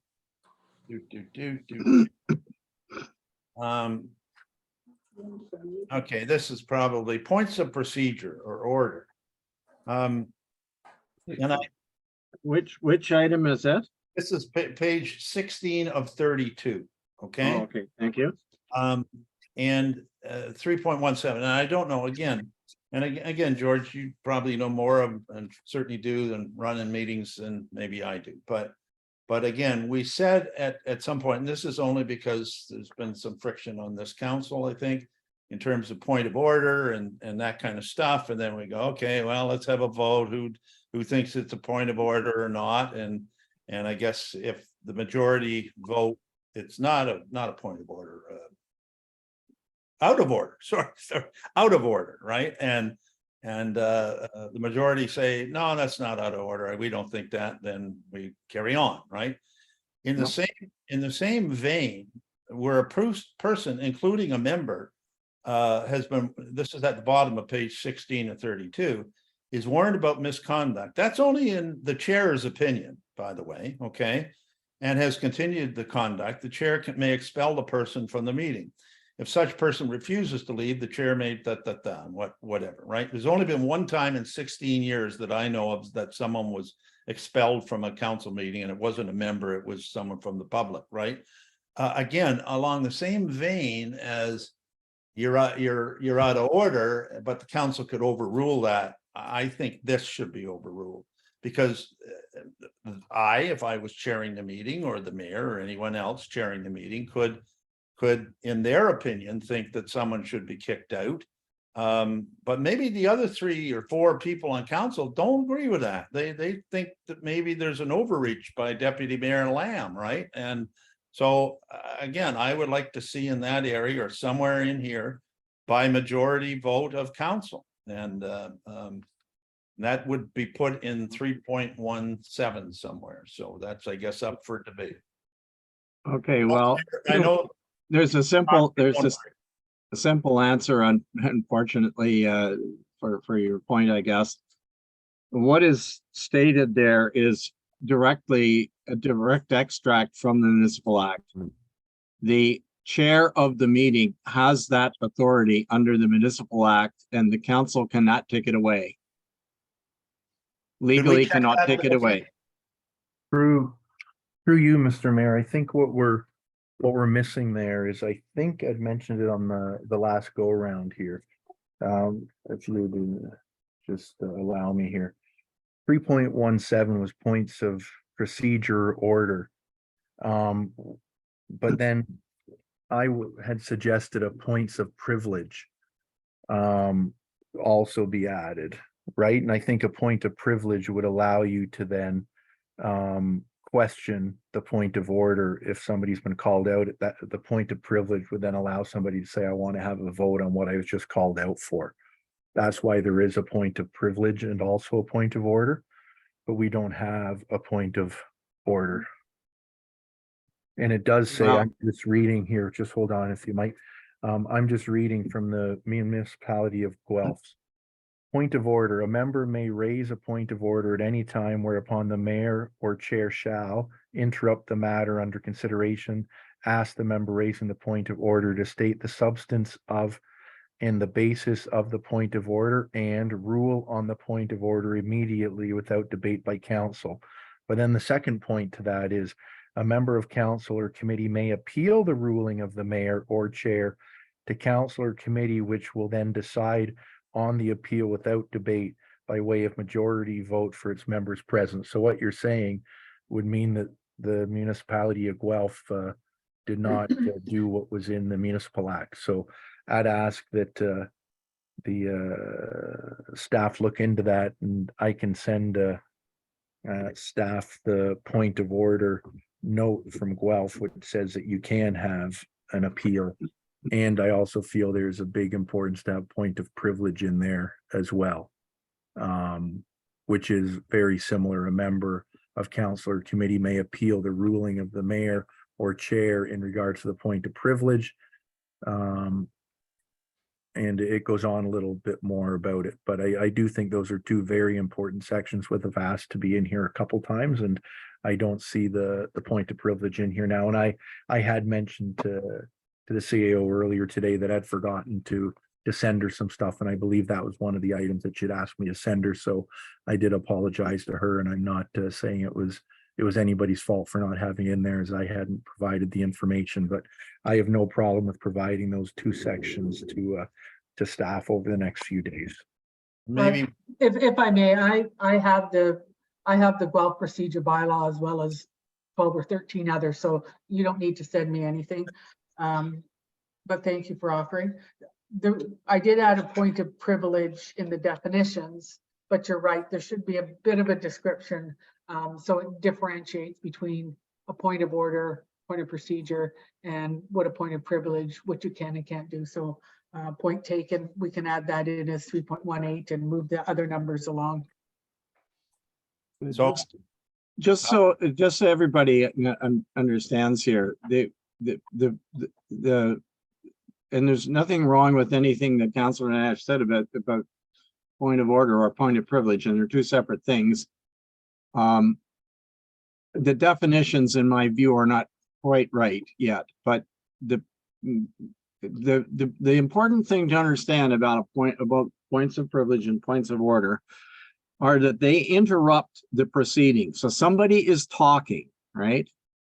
Somebody is whether it's the chair of the meeting is saying, let's do this, or a member is making a proposal to do something, to amend a motion or do some kind of a thing like that. And another member of the council interrupts and says, Mr. Chair, I have a point of order. So that stops whatever is going on. And the chair then rules on the point of order. And it is absolutely correct that the council can then, somebody else can then challenge the ruling of the chair, and it goes to a vote of the council. And the council decides on whether the mayor was right or the person who's challenging it was right, or whatever. The points of procedure, or I'm sorry, not points of procedure, but the point of privilege is when somebody is talking, some member is speaking and talking about somebody and saying something that they shouldn't be saying, that the person who's raising the point of privilege thinks they should not be saying. So they're cutting them off, right? And once again, the chair rules and you go through this process. And once again, the council can overrule the chair or whatever. It's only this last paragraph on the page, which has nothing to do with points of procedure or points of order. This is a person disrupting the meeting. And so when you're reading stuff about points of order and points of procedure and points of privilege, what I'm sure that's what Guelph has, is they're saying this is exactly how we handle those. But they don't say, I don't think you'll find that they say anywhere that if the chair of the meeting says we're going to eject somebody from the meeting, rule them out of order and silence them or reject them from the meeting if they don't comply, because, as I said, the municipal act gives that authority, whether anybody thinks it's a reasonable thing or not. It's there, and the council can't anyway.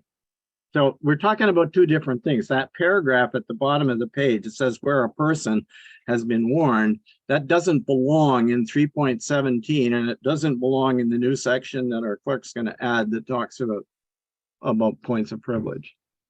It belongs somewhere else. It doesn't even need to be in here at all, because the municipal act says it. You can't override the municipal act with a piece of municipal maybe- legislation.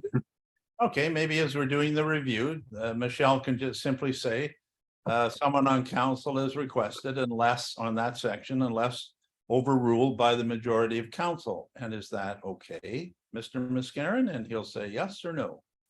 And then it'll come back to council and we can decide, I guess, eh? So I've got two pieces here. So, pardon me, Councillor Bray. I do agree, Mr. Mayor, that this somehow got in the wrong location. But I Where it should or could go, I don't know. It doesn't need to be there at all. You can take it out if you want. But I think Unchange Councillor anything. Lamb wants some additional wording that says unless overruled by that's what I'd like. Majority of That's what I'd council. like. That's what I would like, a short legal yes or no on, right?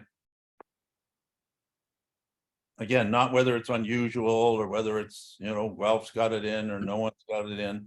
Is that legal to put in, to just add that? And if the answer is no, you can't do that, then I'm off the subject. So this belongs somewhere in the behavior section. Yeah. Yeah. If in fact it's going to be there, and my note is that it'll be part of the questions we ask for legal review, and the point of privilege, whether it comes from Guelph or there's some other good examples, and the point of procedure, those will be massaged a little bit. Yeah, I just have one more thing and then I'm done. And it says, some point it says that you'll make every reasonable effort. And I wanted the word every out. That's so subjective that where the heck is it in here? I have seen that, yes. I can make a note too. And later on, it just says reasonable effort, but the word every has to come out because that's very subjective, right? And I just saw the time, so pointing it out if we need to do anything. That's what I was just trying to. Oh, and I was going to say that, yeah, we're well past curfew. We're past were the you gonna half say? hour. We're Yeah, past well, the hour. how much more do we have? Can we wrap this up? I only have one more quick question. Oh, sorry. What is the meaning of the scope and stuff at the beginning? That doesn't form part of the bylaw, does it? Yeah, It forms a policy. So every policy that the municipality has, whether it's just a bylaw or it's a policy, most of them are bylaws. It starts out with the purpose and the scope. And I know, but I say yes, it does, because council approves a bylaw per Schedule A, and Schedule A will be this policy. So the purpose and the scope is something I came up with, because it was asked to be in there. I didn't think it should be after definitions as Guelph did. I think it should be right up front. And I think what I'm hearing is there's some challenges with this policy to provide guidance to the order and dispatch of business, at council meetings, advisory committee meetings. So there's comes concern as to Yeah, how much. So I think we can make some adjustments there. Councillor yeah, Lamb. I think the scope area, I don't know what the ramifications of that are, is what I wrote. So anyway, sorry, I'm done. That's all I have.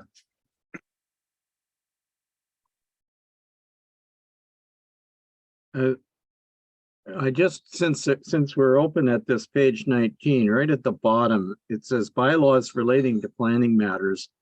All bylaws related to land use planning matters shall be approved by a recorded vote. Now, that's our practice and I don't disagree with that, but I think there are other things that probably should be approved by a recorded vote. And I just wondered how that, well, why it was just planning matters that got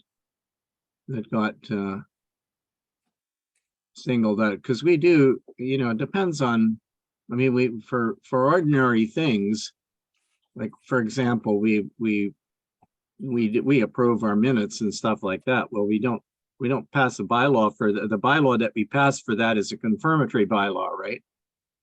You know, to cover answer your the question, little Mr. things, Mayor, but there are, it was requested by a member of council, and council agreed on that at the last round, that it was specific to land use planning matters. I agree that budget matters are typically a recorded vote, but this one was very specific to the discussions at the last meeting. okay, well, it's not bothering me particularly. because I don't disagree with it. I just thought maybe you thought that wasn't a good list.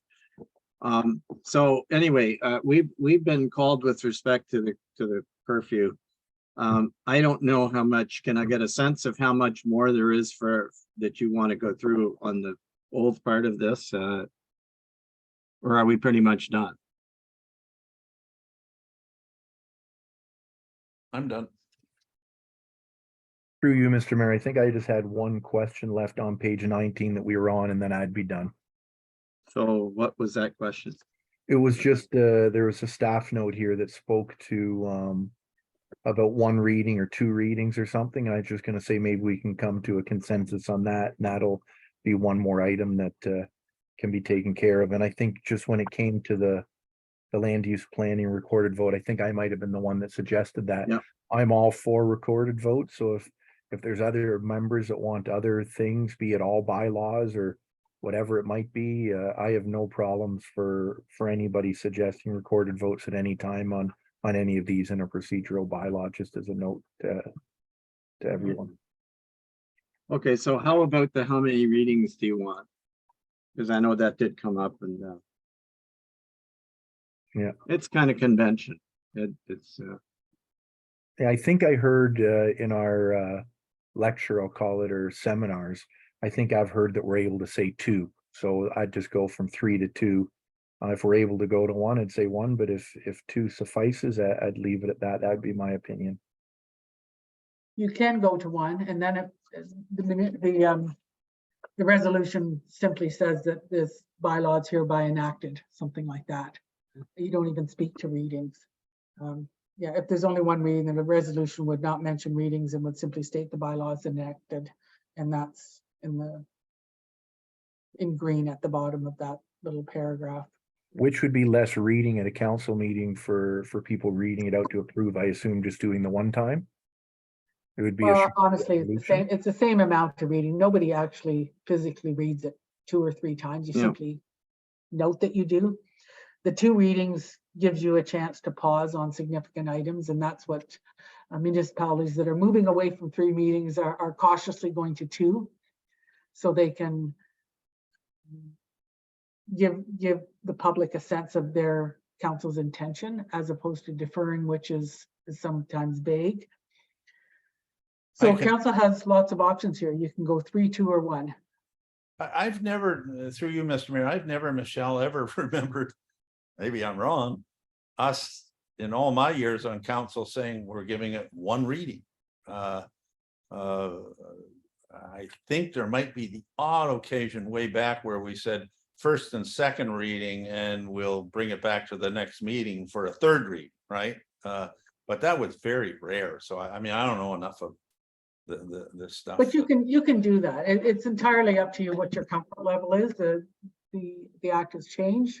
And like I said, you know, about half the municipalities in Ontario still like the 3 readings. It's conventional, it's traditional. There's a bit of a legacy issue there. But you as the council can choose 1 reading, 2 readings, or 3 readings. And once it's embedded in your procedure bylaw, you can't go back to the 2 or 3 readings if you stay with 1. Unless you change your procedure bylaw. So it's really entirely up to council where your comfort level is. You can also, though, just keep in mind, there's another way around this. If you want to introduce, like, let's suppose, for example, we're going to introduce what's a good example? A short-term rental bylaw. So we introduce the short-term rental bylaw. We're not going to, for the first meeting when it comes in, we're not going to say we want a mover and seconder to move that it be read a first and second time and properly signed and sealed this on the day of August, right? No, we're going to say we're going to introduce it as a draft bylaw for council's consideration, right? So we can do the first reading in that way, and we could do it again for a second reading if we get a lot of comments back and we have to go and amend the draft as, you know, a second time. And when we got it finally, it looks like it's ready to roll, then you just approve it. So it's a formality that I don't think we really need it, but I don't care. I go with the flow. I'll go with the flow on that one, whatever. So will I. Doesn't matter to me. So will I. I'm just conscious that we're over our half hour. I'm sorry, Councilor Craig. I want to wrap this up. So what could we agree on moving it? Do you want to change it or not? That's my question. Do you want to keep the old procedure, or do you want to go to a single vote, a single reading? I'll just say, let's go to single vote. Let's take a quick vote and move on. All right, a straw vote. Everybody happy with that? Yeah, I'm okay with it. That's fine. All Yep. right, sounds like it's a single one, Madam. Voted. So if we are through, can I get a motion to reconvene into a regular meeting, please? I'll move. I'll second. Councilor Bray, seconded by Councilor Lamb. Do you want to call the question, please? Phil?